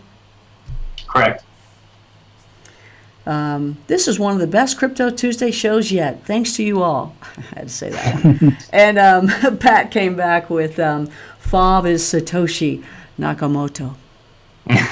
So maybe, I think FOB is Natoshi Sakamoto. That's hilarious. You guys are funny, all of y'all knowing each other. You still got to see Silicon Valley because it's all related to you guys. You must watch it on I've HBO. seen it. Isn't it hilarious? It's you guys, isn't it? It's you. Oh, I tell you. Oh, I don't know. It is. I'm going to have to figure out who you might be on there. I got to figure that out. I love that show. Well, anyway, you're watching Blue Rock Talk with Connie Willis, Crypto Connie Tuesday, Stan Larimer, Michael Taggart, and we are going to see the slideshow. It's going to help us learn a little bit more. And tonight is Quintric Launch Eve. So tomorrow, I guess after midnight here, boom, it's official. Quintric has been launched. So let me pull you guys up in a way where we can see your slides here, and let's see what happens if I see all of us. Okay, I see all of us. So we're down at the bottom here. That's cool. We're all on here. So we can all see what you're talking about. So go ahead, Michael. Just tell me when to switch slides. I'm at the very beginning where it says how cryptocurrencies are changing the Or changing the face of real money. Thank you. Yeah, I got to make that smaller because I worked really hard on this presentation, Connie. Let me make that smaller if I can. I don't know if I can fit us all three in here. I think I might just add you guys. But, no, you're fine. Okay, yeah. good. All right. Go ahead and switch to the second slide. Okay. And in this slide, what you see is a $50 bill. Now, this is very similar to the $50 bills you may have had in your pocket at one time or another. It's not a Federal Reserve note, though. It's slightly different. Now, well, maybe it's actually a Federal Reserve note. This is when you could actually redeem it for gold. Slightly different. Okay, so this is a gold certificate. Now, what that means is that you could have actually walked into some sort of bank or institution, set that down on the counter, and said, I would like to have $50 worth of gold to redeem for this. And that was kind of how we used to do things. That's how the world used to do things. This is how different nations and different banking systems have worked for many, many years. If you have not read or understood or get this system of money or even the system of money that we have now, go check out some books out there. The best one I can really think of on the subject is The Creature from Jekyll Island. Fantastic book. Really gets you an understanding of central banking and fiat currency. Another one I actually just read recently, which I gotta say, Stan, I don't know if you've read this, but Currency Wars by Jim Rickards is awesome, man. And you know what I see, because every time I just read it again, and I just sat there and I thought, this is exactly what we're doing with the Quint right now. Currency Wars? Yes. Okay. This is what we're doing with the Quint right now. It's gold-backed currency, and that's how they went after and did this whole game. It's basically about war games on economics between countries, and it was a mock simulation, and you can read about it. But excellent. People tend to think that there are only two kinds of currency that are out there. They think that there's either physical cash or precious metals, but the reality is that there have been thousands and thousands of failed or forgotten currencies over the years. The Germans had a paper mark currency that barely lasted around 10 years before that led to financial crisis and pretty much started the Second World War. You got Zimbabwe, which is another huge example. The Zimbabwe dollar fell from being more valuable than the U.S. dollar. Zimbabwe $1 was more valuable than the U.S. dollar. Okay, to being to the point where about $1 trillion Zimbabwean dollars wasn't even enough to take the bus for a week. Okay, $1 trillion. That's insanity. Think about that. Think about how fast that fell. The parity for a Zimbabwean dollar was over the U.S. dollar, and yet, within a decade, you couldn't even spend $1 trillion to take the bus for a week. Wow. That's crazy. I mean, it doesn't matter to you until it matters. Absolutely. Until it actually goes down, That's right? true. And then everybody's holding a bunch of money going, crap. You know, I don't want to be that guy. I've literally taken almost all my money out of the legacy banking system now at this point. I only have enough in there from month to month just to swipe a card. That's necessary. That's it. But time and time again, the fact is that we see the same trends that pushed currency dollars or currency values down. And it typically comes in the form of hyperinflation, corruption within governments or within central authorities or central banking, geopolitical crises that erase currency's value in a matter of days, not just years. I'm talking days. Days. You wake up and within like 4 or 5 days, everything you have is worth nothing. No currency is really safe in this fractional reserve system that's really out there. And so if you want to go to the next slide. Okay, are we on number, the one you 3. want me to, 3 now? So we'll say dollars in circulation. Okay, I'm already there. There you go. Oops. No, that's fine. Stan, you can stay with us, right? Because you have it sent to you, so you can stay with us. Yep. Okay, great. Okay, so he'll see it too. We got a delay, like a 30-second delay, so Stan will be with you. Right. Okay. And Stan, feel free just jump in whenever you want to. But he's laid back enjoying the show. Look at him. Got some popcorn back there, Stan. What's going on? Well, the dollars in circulation, since ending the gold tie, is a very telling thing as well. Is that you see the amount of dollars increasing alarmingly, and then when we started the 2009 quantitative easing efforts, it just exploded. I mean, it's just sickening to me. And you can see this chart right here. It's in black and white, a little bit of red and green, but pretty much you see 1970, you see the gold standard, and then right there in about 1970, was it 77-ish? 72. I'm trying to remember here. You see a little break. And then in the 80s, we got Reagan, and then it just explodes from there. But it doesn't really explode until you get to 2009, and that's where you got quantitative easing. So since Nixon announced that the U.S. dollar would no longer backed by gold, the banking system pretty much catapulted into a state of perpetual expansion of credit and the creation of all sorts of banking products, derivatives, and swaps, and all sorts of crazy stuff. That really put the system into a precarious position, came to a head back in 2007, 8, 9. If a dollar is no longer backed by gold, what does it truly have as a value? Think about that, and think about the dollars in your pocket right now. The only reason that dollar is in your pocket is because somebody else owes it to somebody. The only reason I have this $100 bill is because Connie owes it to Stan. You know, it's things like that. That is a state of debt, perpetual state of debt. What happens when an entire dollar system every single year, when more and more dollars are printed and then introduced into that system? What does it do to the value of what's in existence? If you compare a bill to an ordinary piece of paper, the only differences there are maybe some stamps, some trademarks, some watermarks, some bends and folds in the paper, but other than that, it's exactly the same as a blank sheet of paper. And that really, that really is compelling to me. If you think about it and really absorb that. People have come to me and Stan and a lot of other folks, and that's why you see this cryptocurrency movement. People are growing increasingly tired of a system of unlimited debt and unlimited spending. And Bitcoin and other blockchains were developed as a response to this type of system in order to be able to rein in people, human nature, greed, corruption, the fact that there are people out there that will use others for their own gain.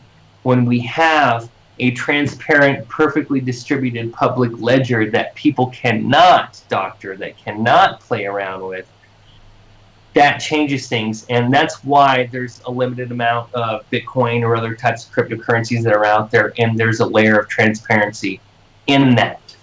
That's what's great about cryptocurrencies. It's just, there's one thing, and that's despite the fact that you can take and transfer money anywhere in the world within seconds, like a Bitcoin, what is the money actually backed by?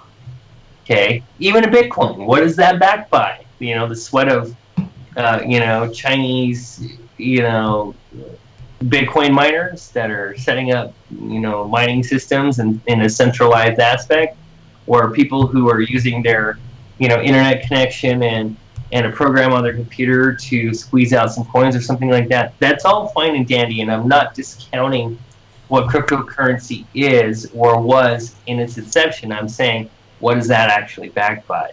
At the end of the day, when you slap a Bitcoin down on the table, what is backing that sort of thing? Now, the buyer will decide if it's worth something, but honestly, what is it backed by that the buyer can redeem it for? That's the question that we're asking. That's the question that when we created Quintric, we wanted to seek to answer. What if there's a way to combine the transportability of blockchain technology, we'll just say Bitcoin, with the concept of backing money with an actual deposit that's redeemable?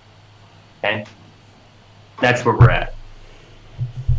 So let's go to the next slide, which doesn't have to be too long. It just says gold and silver legal tender, but it also shows the U.S. Mint on there. And so, and I'll let Stan talk about this too, because he's actually had a couple of Steemit articles discussing the value of gold and silver legal tender and how it acquires its value outside of gold bullion or silver bullion or stuff like that.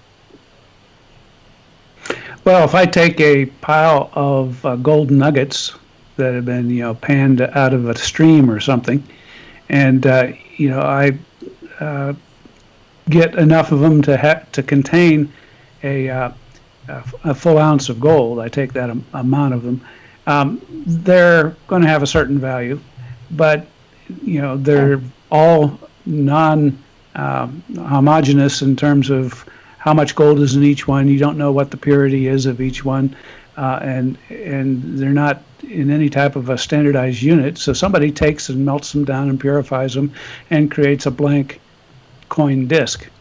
They've just added value because now this blank coin disc is known purity and a known amount, let's say 1 ounce, and therefore it has more valuable than the equivalent pile of gold nuggets. Now, if I take and stamp that with the symbology from the U.S. Mint, I have turned it into something more valuable because now it has a brand behind it, the brand recognition of the U.S. Mint. And if the U.S. Mint decides to make a collectible item out of it by stamping it a few more times and polishing it and making it look extra pretty, they can sell it for maybe 2 or 3 times as much. I think an ordinary silver coin is something on the order of $17, and if you get a pretty one, it'll cost $53. Same amount of silver in that case, but sells for 3 times as much. So that shows you the power of adding value to the underlying gold backing.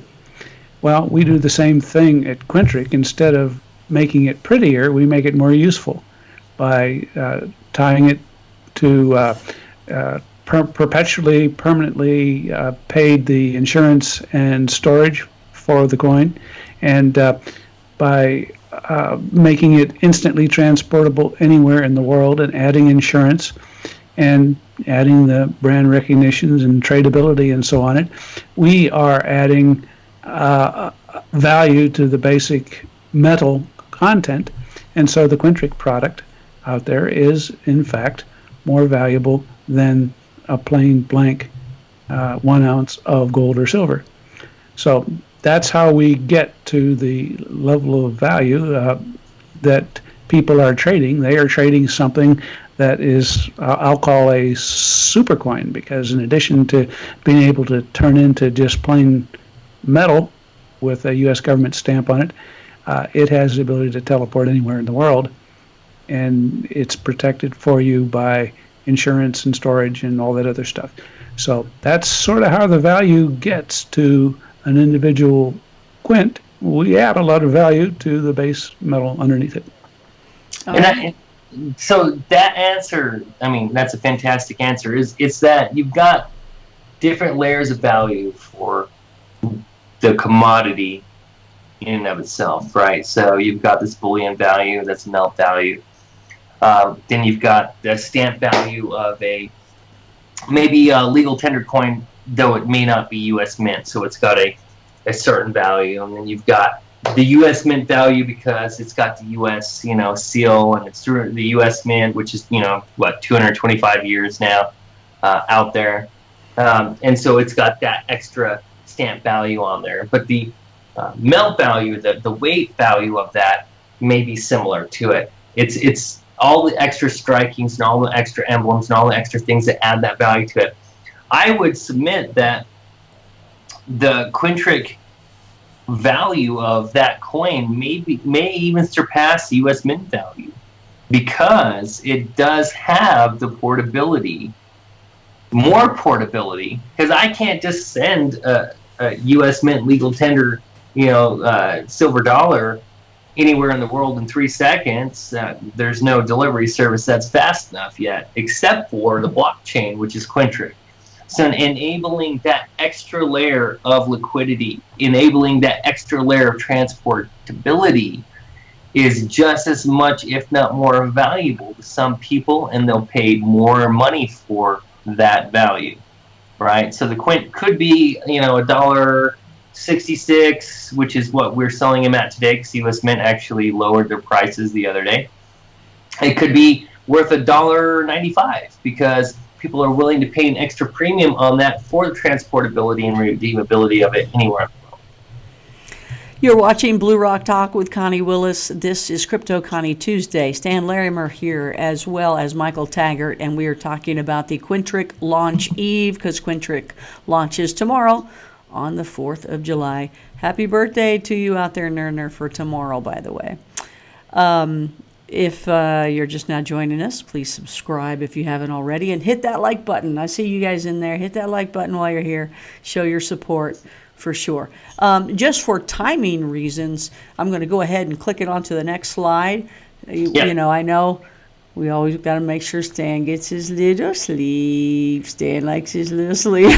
We'll blame it on Stan. No, but so I'm on slide 5, which again is another beautiful picture. Slide 6, because that's kind of what I just covered a minute ago. Was just adding that transportability on there. Absolutely beautiful coins. Yeah. Oh my gosh, look at that! So you got the one with the big Q on there. Yeah, right? I love it. All right. So when we thought of and started creating Quintric, it really was under the premise of giving people an alternative to a broken monetary system by offering gold-backed legal tender currencies. Every token that is out there in circulation certifies that upon presentation to us, 5 U.S. gold cents will be payable on demand in 1 ounce Buffalo gold or U.S. American Eagle coinage. Now that's the quint. There are international versions too. I don't want to get too far into that at this juncture of this presentation, but that's for the American quint. You can convert U.S. paper dollars to quint by dividing the retail proof coin price by 1,000. So it's like 1,000 5-cent pieces. 1,000 quints is about 1,700 and $10 or something like that. So it just comes down to each quint is worth about $1.70.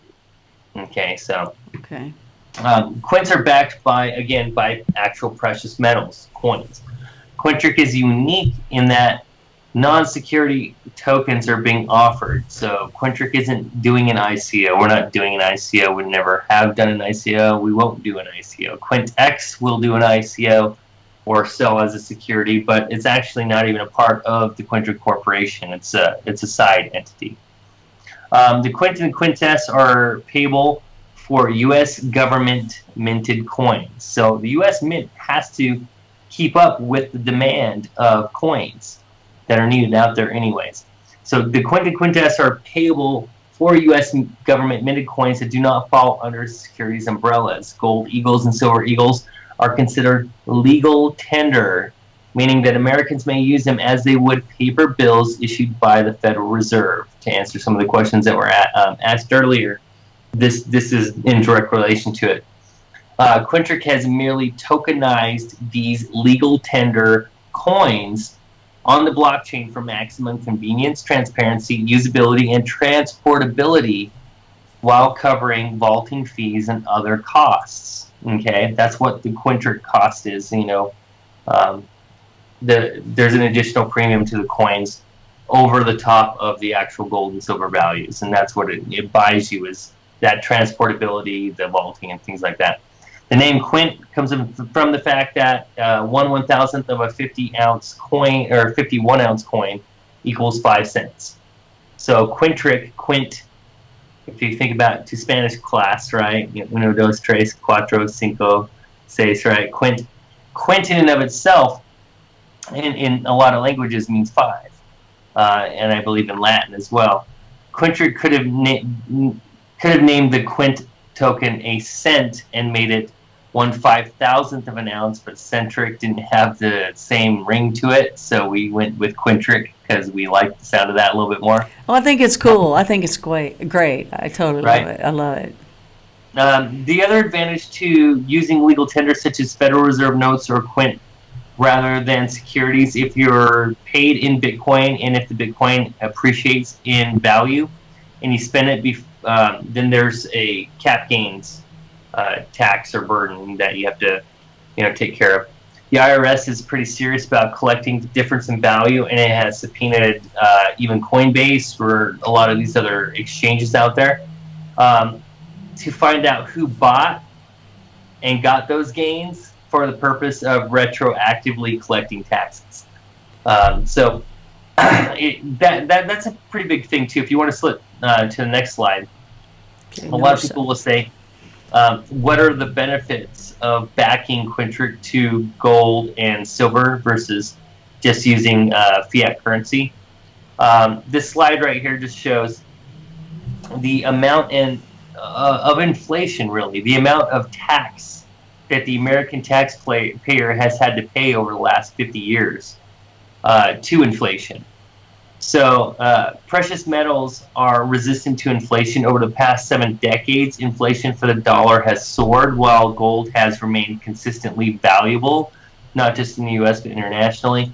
While the dollar continues to fluctuate up and down, gold and silver remain sought-after investments. Remember what I always have said from the beginning, buyer sets the price and the value for anything. Yeah. Okay. Second to that is precious metals are the only commodities out there that truly extinguish debt. Paper currencies are subject to interest rates, which increase debt. And what's funny enough is that when there's more and more interest tacked on, there's not enough dollars in circulation to satisfy that interest, so it's a vicious game. And also banking regulations. Paper currencies are subject to those too. The more we rely on money, the more debt is owed to repay the interest, which essentially is an arbitrary cost for borrowing money. Gold always maintains its value no matter what. Now, the value can be decided upon to be lower or higher, but it always maintains its value no matter what. Finally, precious metals power economic growth. Stability and value of gold and silver cannot be understated. While currency and banking rules out there continue to benefit lawmakers and bankers that create arbitrary systems of people being enslaved or basically being taken advantage of in their system that they're able to cycle you around into to increase more and more debt, more and more value for themselves. Gold investments generate a stronger, more active economy, and that's been proven time and time again. Every single time you look at the gold standard being out there, every single time you see that happening before fractional reserve or central bankers get involved. The economies are always strong. They're always doing well. The countries that are involved in that are always doing well. Okay, I'm on slide 8, just so you'll know. Cool, no problem. Okay. Slide 8 pretty much just goes over the QUINT in and of itself. QUINT was created by people like Stan, people like me, a couple of lawyers and other people who are very, very passionate about sound monetary systems and politics, pretty much offering an alternative that is actually legal.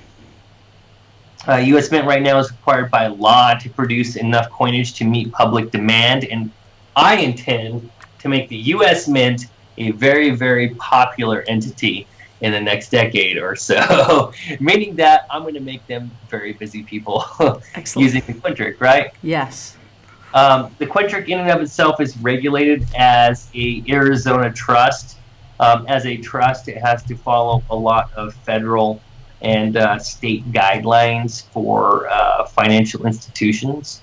All gold and silver in the Quintric program must be mined from American soil and is mined from American soil. What's really interesting, and I've talked about this for a lot of years now, is that the Founding Fathers always intended for gold and silver to be used by the American people as a form of currency. It's even written into the Constitution. Imagine that, right? Because they did not want central bankers and people pretty much doing Federal Reserve currency types of schemes to get involved. And in fact, Andrew Jackson's last words before he died were, "I killed the banks," right? Because he was such an ardent, I guess just ardent proponent for sound money and against banks. He wanted to fight the central banking system and federal, basically fiat currency, fractional reserves type of stuff. Federal Reserve came around not even 50 years after that, which is unfortunate. QUINT tokens are not subject to capital gains taxes when they circulate, unlike other cryptos. And a lot of states recently, especially, have passed legislation to promote, if not strengthen, these types of monetary guidelines. So we've got, states like Utah, Arizona, Texas, Louisiana, Oklahoma, Kansas, what was I thinking? North Carolina, Montana. You're talking about even Washington, Virginia. All these states out there, and some states, even like Maine and a few others, are all out there passing laws to help strengthen legal tender guidelines. So if you want to switch to the next one, number 9, if you're not there already. Unlike other cryptocurrencies, which base their value on promise and speculation, the QUINT in and of itself has a real-world equivalent to ensure it always has a value, even when the economy takes a beating. In fact, when the dollar takes a beating, you see gold and silver go up, almost always. The Quintric monetary system in and of itself has the 5 tokens I've mentioned, which are the QUINT, the QUINTess, the iQuint, the iQuintess, and then the QUINTX, which is a special token that is a security. It is not to be circulated around as a medium of exchange or anything like that, like the Quintric tokens. It is a special token that entitles a holder to a portion of the gross profit from the Quintric monetary system fees. So what does that mean? Let's say, for instance, Visa had a token that you paid everything with, right? And Visa charges a 2% fee on every transaction that happens. And all those fees get dumped into a big pot. Well, the Visa X token would then entitle you to a portion of the profit from that pot. Okay, so the QuintX token is a token that entitles a holder to a portion of the gross profit from the Quintric monetary system fees. So whenever the Quints circulate, there's a small transaction fee. It's put into a pot. Anybody who has a QuintX token gets paid out as a holder of that.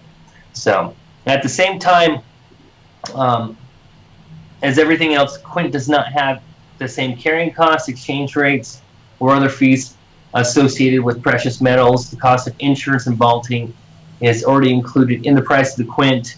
And without these perpetual costs, because you always have to pay for vaulting and insurance, without those costs, because they're built in the price of the Quint does become an attractive long-term investment for people who want to hedge against any possible failure of the monetary system. All right. Okay, we can go to number 10, and this is just a bigger view of the world in the Quintric monetary system. We've got several different tokens that are out there. Stan, if you want to, say anything about the international tokens, we basically, the U.S. tokens have to follow specific guidelines. International people can buy the Quintric U.S. tokens, but U.S. citizens are pretty much stuck with just buying the U.S. tokens right now, just because of legal law, guidelines, stuff like that. But international folks can buy both sets of tokens, either the Quint, Quintess, or the iQuint, iQuintesses. And one of the things that we see for the future of that, in addition to the freedom that international people enjoy that Americans don't, there's the fact that those type of coins can be white labeled for specialty items, so that you can have a coin that is functionally an iQuint, one of these international backed coins, and yet can have any brand name that you want. So people out there right now deciding that they want to have a coin for whatever promotional reasons they want, why create a new coin that's worthless and try to have it gradually, hopefully, be adopted by somebody to where it might gain a little demand and value, when you can issue a coin that has the solid backing of the iQuint with your own name on it. Now you're circulating something that's got real substance to it.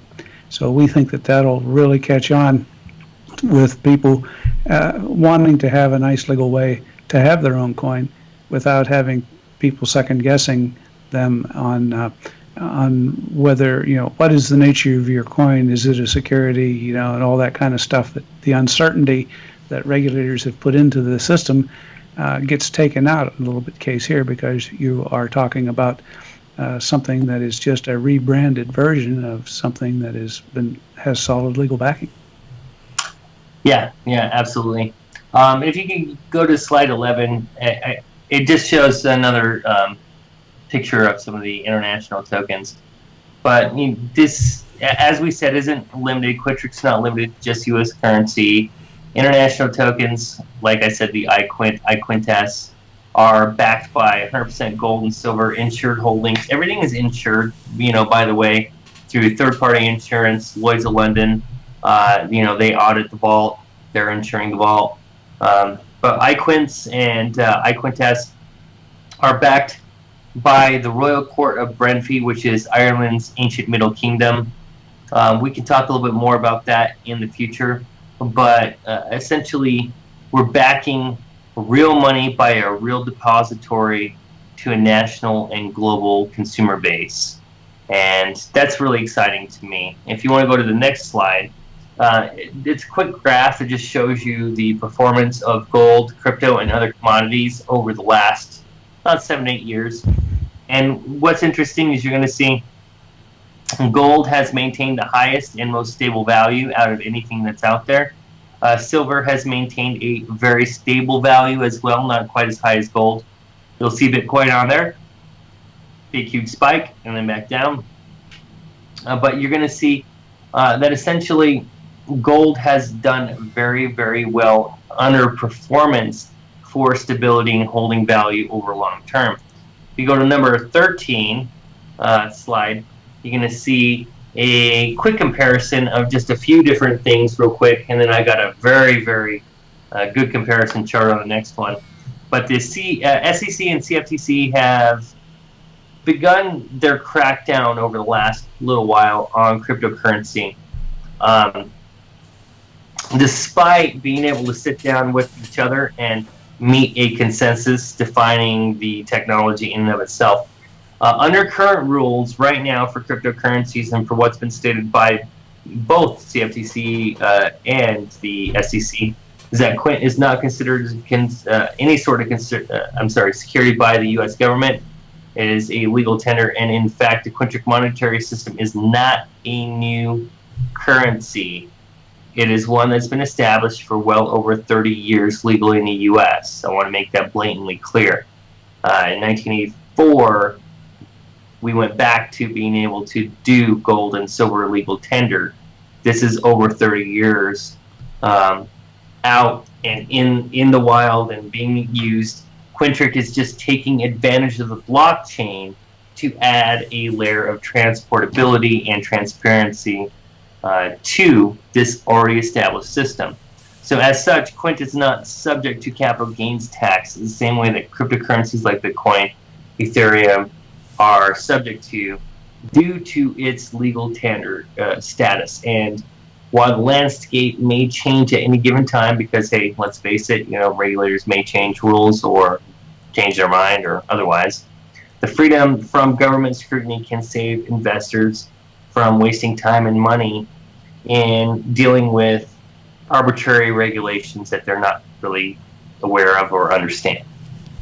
So I think there's another thing there. You're watching Blue Rock Talk with Connie Willis. We have Michael Taggart and Stan Larimer, part of CryptoConnie Tuesday. Please hit that like button and support.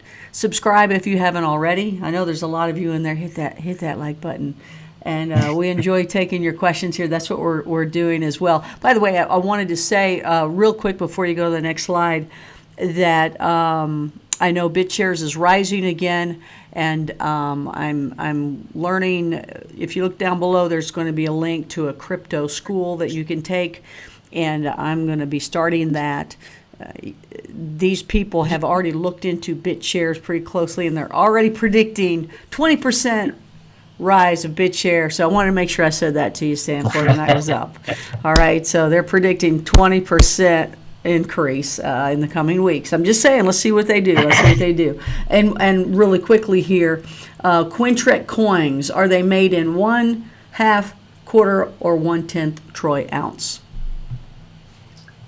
Ooh, that's a good question. Stan, do you have any idea on that one? Yeah, they're 1,000th of an ounce, but the Each thing we coin. store in the vault is the ounce coin. So it's 1 troy ounce Okay. for what's stored in the vault. Yeah. So if you want to divide up a quint, it's 1,000th of one coin or 1 ounce, right? Mhm. So 5 gold cents, quint 5, makes that up. Is that all good? Hope so. Well, I guess it's a mystery why it's 5 gold cents, but keep in mind, stamped on the gold eagle is $50. Okay? So you take 1,000th of that, and guess what? You've got 5 cents in that fictitious money system where they think that they can stamp a dollar value on an ounce of gold that is worth far more than it. And yeah, I don't even want to go down that rabbit hole. I love it. That's another show. Stay tuned. I am on number 14 slide. Is that the one you want me to be on? Perfect. Or okay. Yeah.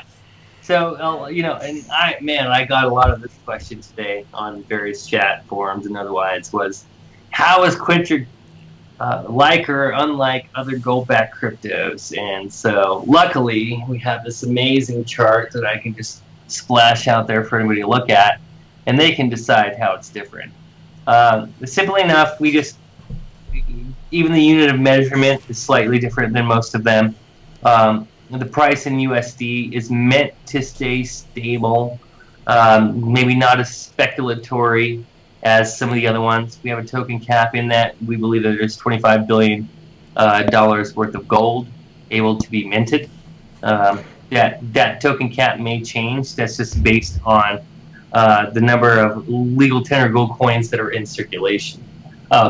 It's 100% backed by gold. Some of these guys follow that guideline. Not many of them, probably half of them. Long-term stable value, a few of them have that. Convenient redemption. A few of them have that too. Some of the older ones that are out there, some of the ones people have brought up to me before, like Pure Gold or Carrot Bank or 1 gram, stuff like that. Domestic vaulting, most of those coins are vaulted outside of the U.S. Right now we're vaulting in the U.S. and also internationally.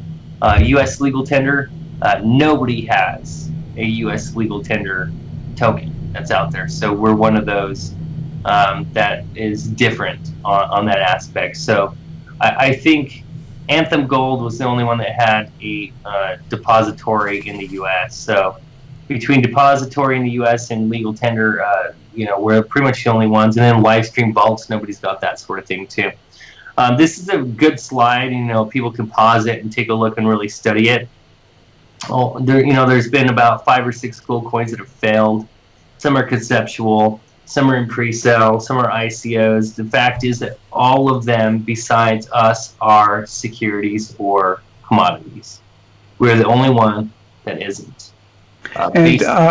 Michael, do you know of any of these that reside on one of our real-time blockchains, or are these all running on slow mining systems? They're all running on slow mining systems or proprietary or their own back-end databases.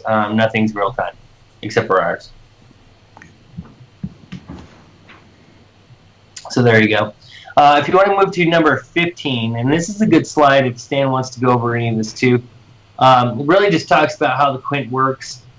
Stan's talked about this in the past, again, when it talks about minting or stamping or polishing a value onto a coin, how it's worth more, why it's worth more. It really just comes down to what the characteristics and value or transportability or redeemability of a coin are. That's why the value increases. You could have a 1 ounce gold coin here and a 1 ounce gold coin here, but this one could be worth twice as much because it has that transportability, that redeemability in more places. If I can only redeem this coin over here in one place and this one over here in 270 places, all nations in the world, this one's probably going to be worth more, right? So that's what we're talking about here. So we see right here, people will say, well, this is a good question, Stan. Why is the QUINT token, 1 ounce token,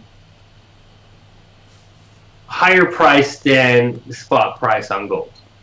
This is a huge question we always get. Yeah, and that would be into sort of what I went through talking about the gold nuggets and then melting it down to a blank gold disc that's known purity and quantity, and then stamping it with a brand name and then polishing it to make it look pretty a collector's item. Each of those steps make it more valuable. Well, over on our side, we start with the standard U.S. Mint coin, and then we make it instantly transportable and insured and stored forever as a legal tender, and those are adding layers of utility on top of the basic standardized gold coin.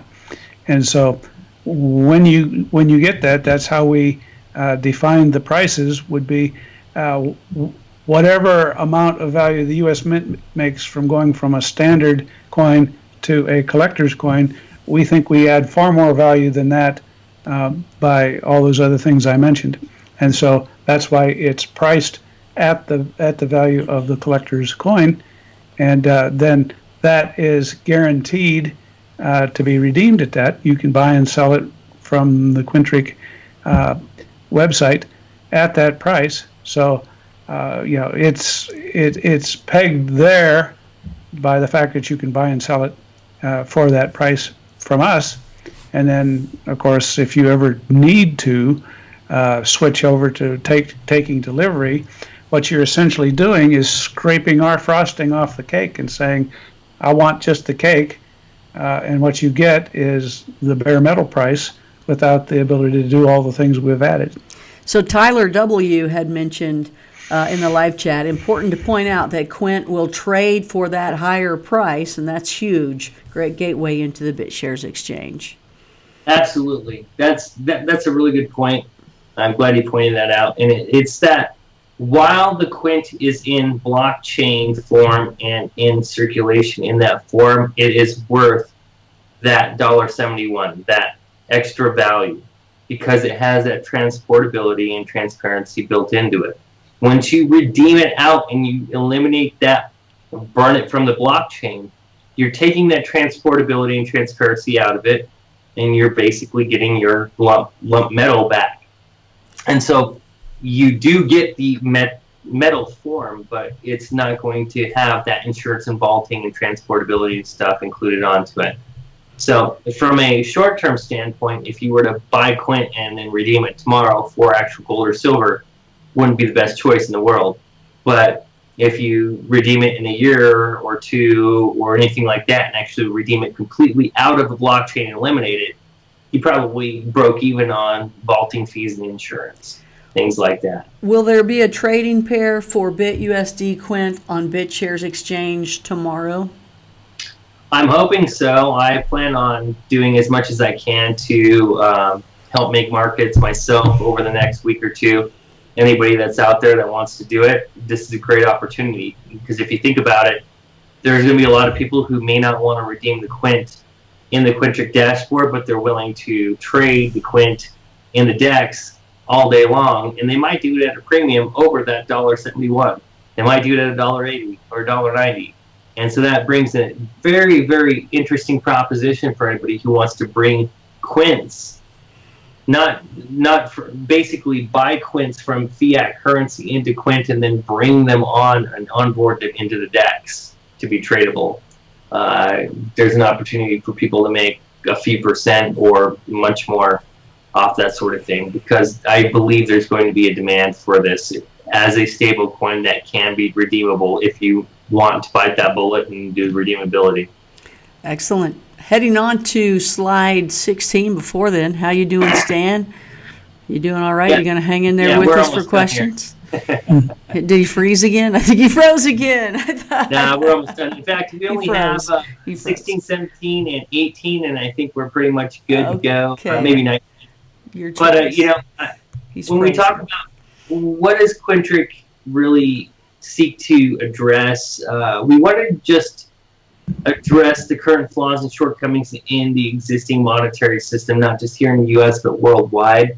A lot of these deficiencies or shortcomings include unchecked inflation, fiat-based currencies, debt-based money supplies, governments that basically take advantage of that, and or government-backed entities that take advantage of those things. Bless you.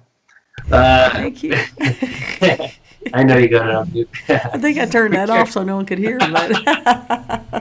No, you turned it off. I got it. Oh, okay. I think there's the fractional reserve practices of traditional financial institutions have, and I'm speaking for a lot of people, but I'm looking you in the eyes right now. I think we're all weary of this. I think we're all weary of being taken advantage of like that. I know I am and have been, especially once I really figured out the way money worked. I was not happy. I think the absence of ease and finality of completing monetary transactions amongst people is another issue that the blockchain seeks to solve. You know, I used to joke about this 5 years ago that because Bitcoin was really the only thing really getting moved around too much, and I used to just tell people, I'm like, don't start playing in this because this is money for adults, right? There's no second guessing. There's no I need to get my password back because I forgot it.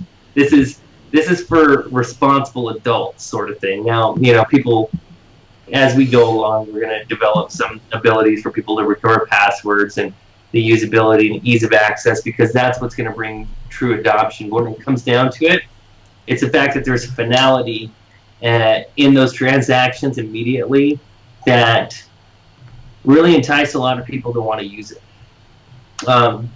The fact that there's diminishing financial privacy in all sectors of banking right now, that has a lot of people really concerned, that you cannot have transactions that happen without being caught. by anybody and everybody who wants to just go and find out what you're up to.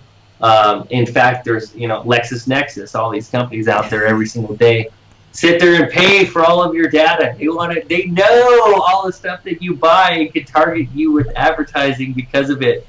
Don't get me started on all that craziness over there. Right?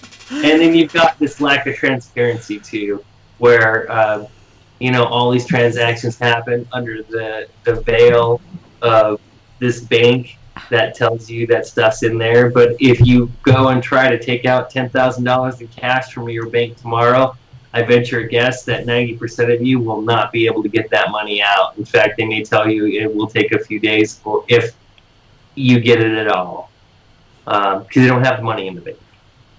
That's just kind of how it works. We can go to the next slide real quick. Which is 17? Yes, ma'am. Okay. All right. So Make sure we're right. Quintric addresses a lot of those issues I just brought up by providing a token that's stable and resistant to inflation and volatility. There's no Quint in circulation that isn't vaulted and 100% reserve on deposit. We're legally backed by not just a government, but governments, meaning that, the United States government and all the other governments in the world, for the most part, back to legal tender. We're highly transparent to consumers, which we want to be the most transparent monetary system available to anybody in the world. We settle at a much faster rate than other competitors that are out there, meaning we settle at a median time of 1.5 seconds. We may be really slow and do it at 3 seconds, God forbid. And that in and of itself is just amazing. But we want to maintain an inherent value outside of crypto too. A lot of these other cryptocurrencies have this market value or this inherent value that is within the crypto sphere, but can be influenced by Bitcoin at any time. We have all these outside forces that are really pushing, pulling, dictating values of gold and silver, all these other outside market forces outside of the crypto market forces. In terms of cryptocurrency, Quintric specifically addresses wildly speculative volatility, which I just was talking about, unwieldy crypto settlement times, which is, go look at Ethereum. Last time I checked, they still had a big pot of people standing in line right now, and they were 100% maxed out. It's just the way it works. And I think the biggest one is the adverse tax treatment by people that are involved in cryptocurrencies.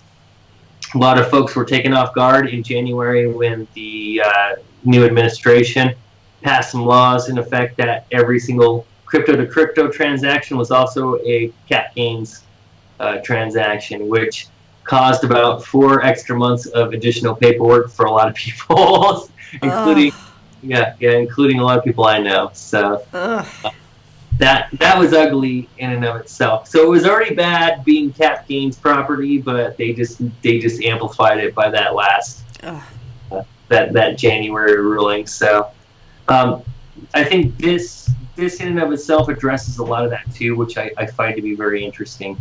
So if you want to go to 18, the cool thing is that Quintric pretty much addresses physical security, and we meet that with transparency through live stream and random audits. We're 100% insured, not by the FDIC, which is pretty much only got less than 2% of all the money that they need to insure on deposit as well. So that doesn't sound like a very good fiscal project to me either. There's no vaulting fees there. There's no insurance fees. And again, anything that I can do to institute additional transparency to make people feel warm and fuzzy and know that they can redeem their value in whatever format that they want to, out of whether it's fiat or gold, silver, or otherwise, that they can do that. That's what I want to do with this. Tomorrow, I hope everybody joins us for our first live stream. We had some choices between like a guy coming in there with like his arms in like a suit, or the sleeves rolled up, and or like a like he's walking into a virus clean room sort of thing. With I voted for the clean room gear, and I think that's what we agreed on. So somebody's going to be in there in some hazmat gear, making sure they can't steal anything sealed in plastic, making sure that they can show you what's going on. Oh, that's cool. It's too bad at the end of that you couldn't like pull it off, and it was either pull that mask off, and then it's either you or Stan or Geraldo. Dude, I would pay money for Geraldo to do that. So. Oh, and he would let you. I'm sure he would. So, I don't know. We need to talk to Geraldo. I would love to have him come. He'd love that. Yeah. He would love that. So yeah, I just really hope that everybody takes a look at Quint. You could switch it to the next slide if you want to. Okay. I really hope everybody that actually forwards to the Quintric site that domain address. But I do hope everybody checks it out. We really aim to become a gateway into crypto. So if you think about Coinbase as being a way for you to buy cryptocurrency with credit card, debit card, checking account, stuff like that, Quintric allows you right now to buy with debit card, credit card, check account. You can send us a check in the mail. You can't do that to Coinbase, by the way. You can do a wire transfer, either domestic or international. Can't do that with Coinbase, by the way. You can also buy it with other cryptocurrencies, and we will be expanding the methods that you can purchase with, which cryptocurrencies you can purchase with. The fact is that we want to become a gateway like them, except for the simple fact that everything that you're storing with us is backed by gold or silver, which has got, and not just gold or silver, it's got a stamp value on it too. And I always want to say that. It's got the stamped minted value, it's got the gold and silver melt value, and it's got the market value. 3 separate floors, 3 separate values to protect your assets and investment. And worst case scenario, everything goes to zero because the US dollar goes to zero. I'll bet you money that your gold is worth a lot. Yay! So that's kind of how it goes. And I just want to thank everybody for being on here and have a good time. And hopefully, I know there's probably a bunch of questions too. So if there's any big, huge ones, let's answer them. Yeah, let's do that. Let's hit some of these. I don't know what happened. All of a sudden, I'm skinny head. I don't know what happened. That was a good job, Michael. Thank you. That deserves a toast. There you go. Right. Cheers. And happy 4th of July to part of the country that's watching us right now. Okay, so I'll throw out what we have here and get them answered really quickly. I know we've run long, but it's a special night with the launch eve of Quintric, as well as having both Stan Larimer on and Michael Taggart together. That's always fun. I don't think they let you all travel on the same plane together, right? I mean, you gotta be careful. You can't get that much sexy on one plane. Too much sex on this plane. Too much sex on this plane. Okay, the Vedic way. How to protect quints from being stolen. Any sort of identity check. Cryptos get hacked all the time, so it's nice to have gold, but if the password is lost, then it's all gone. We've got 2FA security screenings on there. I think eventually we'll institute a few more things, but I think right now you're relatively safe for what you need to do in terms of cash outs or otherwise. And you could tie your BitShares account into your Quintric account as well. So if anybody has any, advice on what or concerns about security measures, feel free to contact us. I'm more than happy to go over those sort of things. But right now we've got a lot of the standard 2FA stuff going on. But I'm always open to hearing anybody's concerns. Okay. Thank you, Michael, for a great presentation. Where can I find the slideshow? Nowhere. I plan on actually doing this again here soon. I believe this is the first time I've shown this one publicly. Or actually, I guess second time. Sorry, that was last week. But I don't have a problem with making the slides available for people in the next couple of days. Okay. Tyler, do I have to wait till the quints are vaulted before I can trade them on BitShares Exchange? Yes. Okay, how does Quintric pass the audits if BitShares Exchange is so fast? Maybe a dumb question. Basically, if it is in circulation on the BitShares network, it is vaulted, period.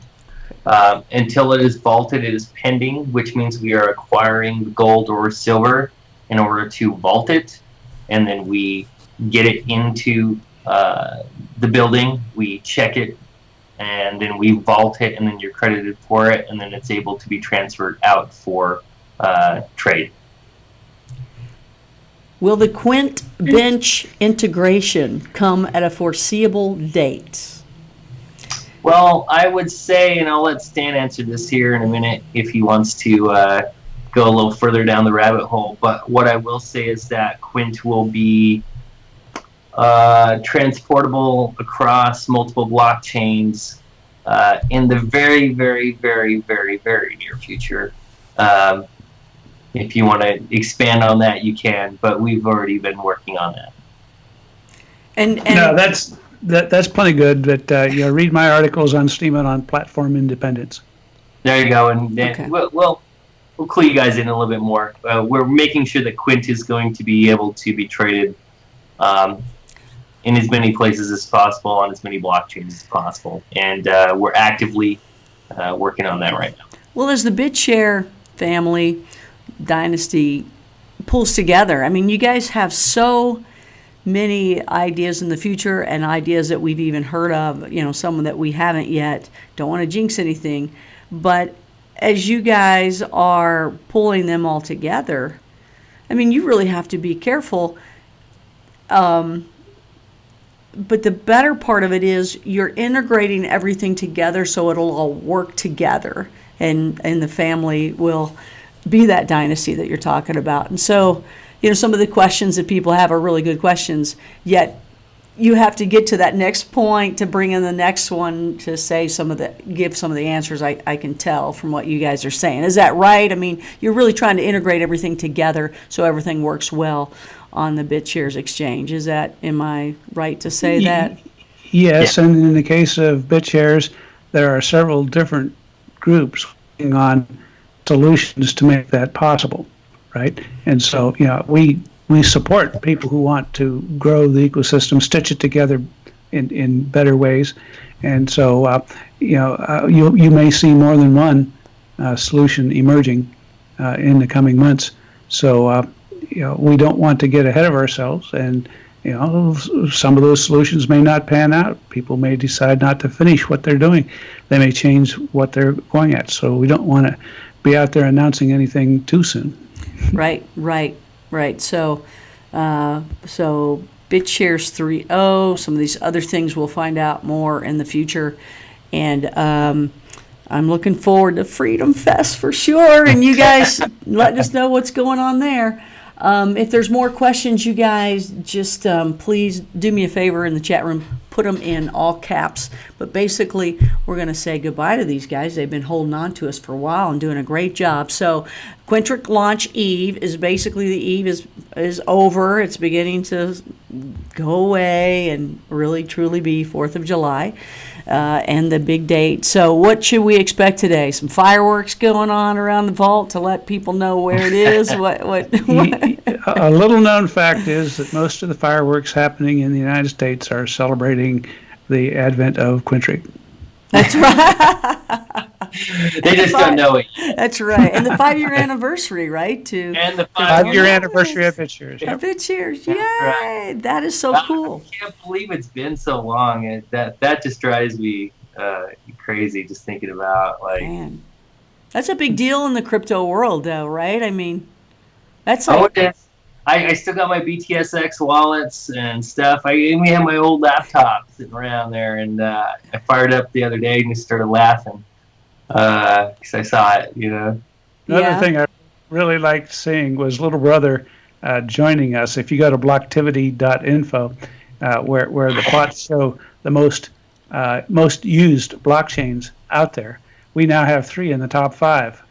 Okay, you've got the old slow guys, Bitcoin, and Ethereum just sort of barely hanging on.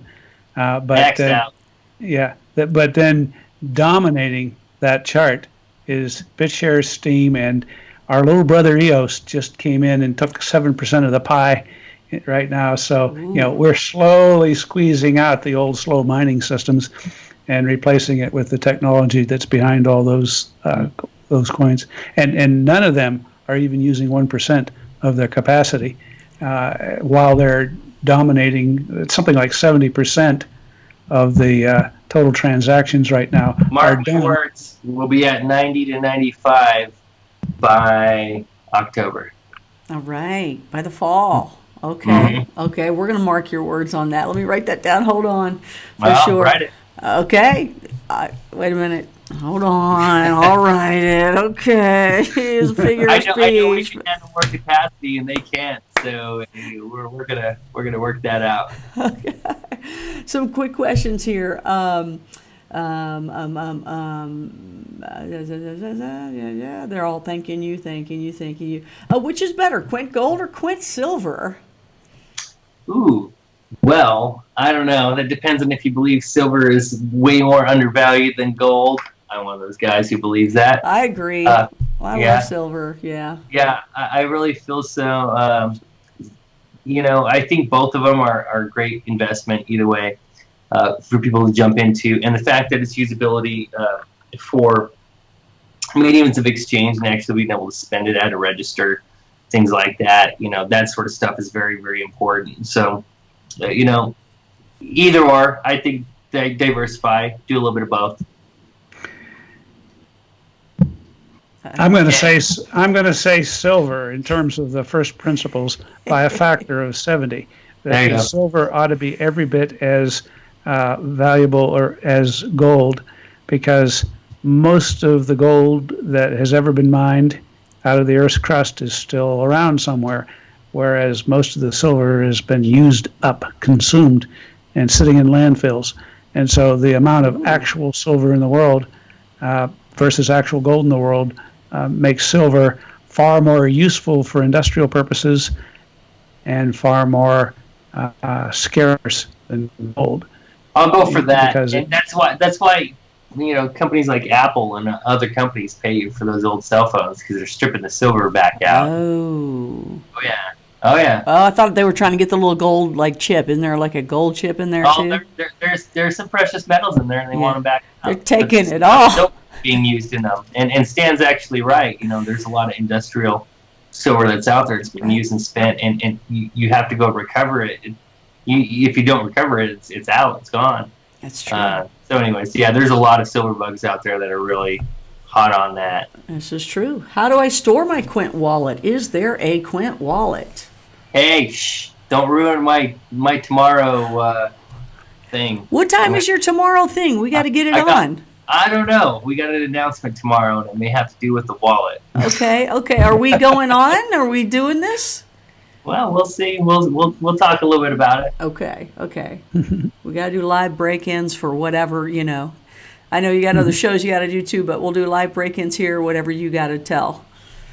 And if you got to get the guy or Geraldo in the vault, we got to get it. We got to get it. I want Geraldo now. This is happening. Is Quintric planning to be compatible with mobile wallets or hardware wallet like Ledger Nano S? Well, the wallet coming out tomorrow is going to be mobile friendly, and also, so we got the scoop. Yes, we got the scoop. Yeah, and I would also submit that I am working on some options for some hardware stuff, because I do see that as being a very big point of security. It's one of those things that I think is absolutely necessary. So yeah. Okay. From a technical analysis standpoint, I would have thought Quint Silver would be a better investment, but what do I know? That's a good question. I thought there was a question there. I think he knows a lot. Yeah, there you go. That's Tyler. I think I pretty much got everyone People were asking about the bench. You all answered that. Okay. I think, for the most part, if I missed your question, I apologize. It's 12:30 Eastern, and so it's after the bewitching hour. We want to make sure that tomorrow we get Michael and Stan if we need them for the 4th of July. They're celebrating so many things, not just Quintric, but BitShares for 5 years, right? It's on the actual 4th, right? That's awesome. Congratulations. I know that's a big deal. I mean, still being new to crypto, like most of the world is, some aren't even there yet to be even called new to it. But wow, I know just from the little bit that I've learned that that's a big deal. So congratulations. That's really a big deal. So, I know people are going to ask me this. So, Stan, do you get to party a little bit with your son on that? Will he get out of his little cage? Has he gotten out of the little box that he's in doing all his little work? No, I mean, there are numerous things that are vaulted, and there is nothing more vaulted than Dan Larimer. That's right. Holy cow. I think you have to go through about 10 different steel doors sliding out of the way before you finally get into the deep catacombs where he is sustained. Yeah, where he's sustained by Mountain Dew and pizza. I mean, not only have I tried to get him here on Blue Rock Talk, everybody, please know Blue Rockers, I'm working it, but tried to get him on Coast as well. That man is he is just vaulted in. That is the way to say it. But it's kind of cool, right? I know you're proud of your son, so. Oh yeah, very much. That's really cool. So is he happy that you are the godfather of BitShares? Is he good with that? Is he like, hey, man, thanks, Dad, or is he embarrassed? Dad, come on, get over it. Quit. I don't know. He hasn't commented on it. But I can imagine where anything I do is probably too corny. That's right. For the next generation to stand. But I'm the old used man. to that. The old man, yeah. I remember saying one time that I could see the resemblance in you both, and you had said, "Oh, that's terrible," and I was like, "What do you mean?" And I'm thinking, that's not a bad thing. And you said, nobody wants to look like their old man. And you're right. No son wants to look like their old man. That's true. Well, you guys, thanks so much. So Michael, we may hear from you tomorrow, or Stan, we may hear from you tomorrow on this. So we'll be ready for any live breaking news here on CryptoConnie on Blue Rock Talk, okay? Let me know. Sounds good. I would like, it is the 4th of July. I would like to have maybe some pina coladas or something. So give me a heads up so I won't have too much by then. Okay, cool. Hey, you guys, thanks. Anything else that you want to say, Michael, before you head out? I'm good. Just I'm really excited about this. I hope people participate, take advantage of the opportunity that we have here. If you have any questions, feel free to throw them at us.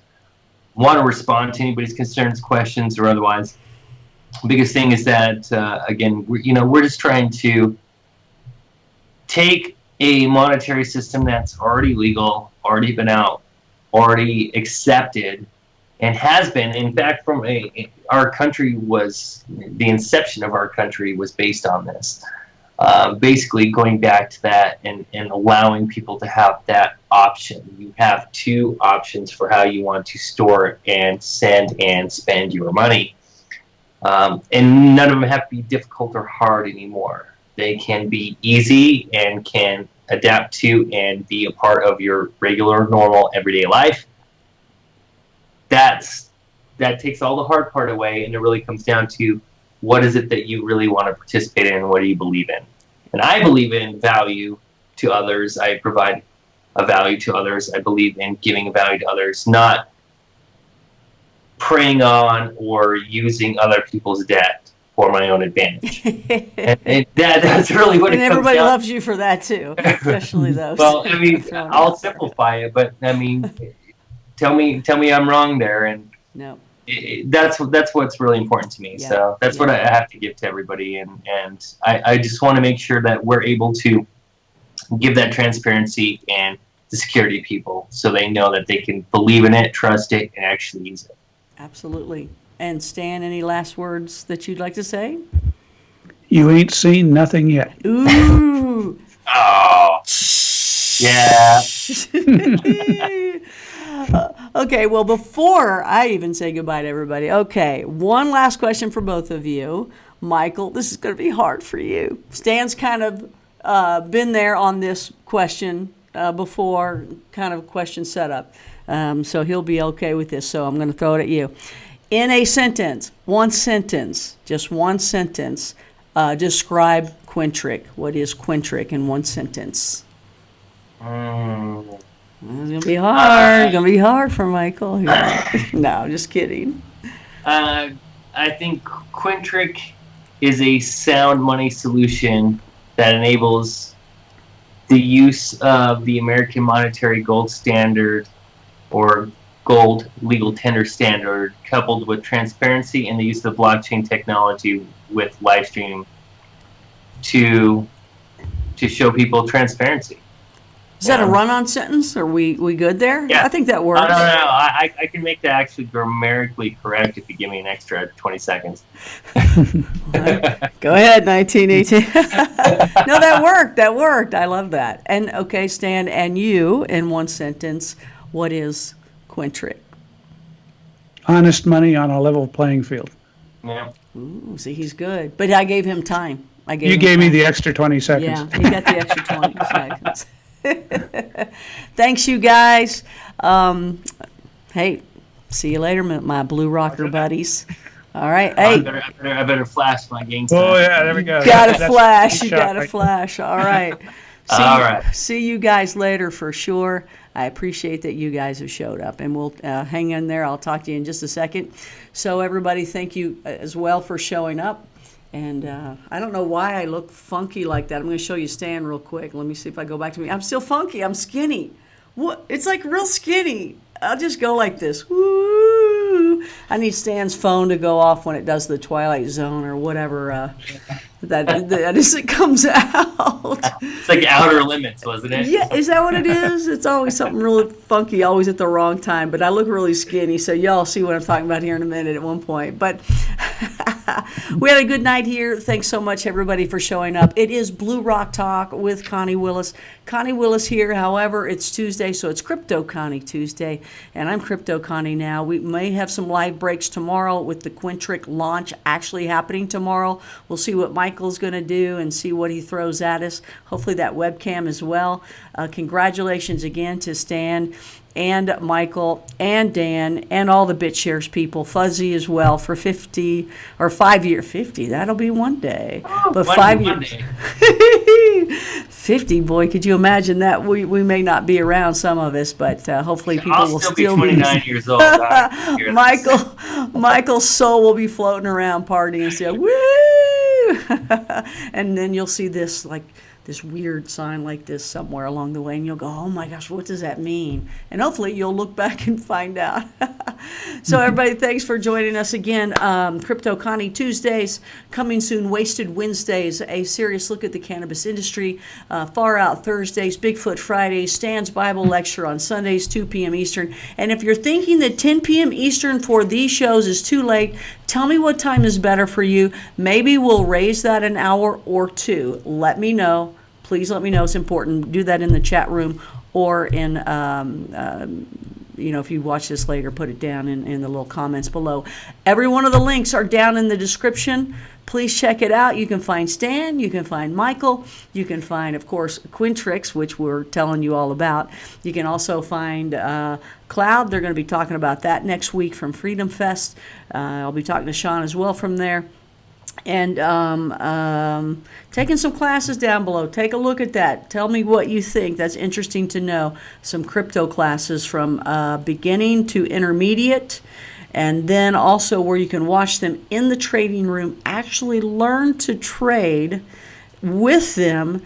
And the amount that you actually pay for that, they say, don't fret the amount to pay monthly to watch them, because you should make way more than that. So, hey, I can't give financial advice, but that sounds pretty cool to me. So I put it all down below. Let me know what you think of all that. So in the meantime, we will be back again, and I will be on Coast to Coast this Friday night. So I hope that you guys will join me. Probably, that'll be on Friday night with an animal communicator and open lines. So I hope you guys will join me. All right, until then, have a good night, Blue Rockers. And thanks again for everyone that showed up. Michael and Stan. Great people. All right, you guys take care. Have a safe and happy rest of the evening. I will talk to you later here on Blue Rock Talk.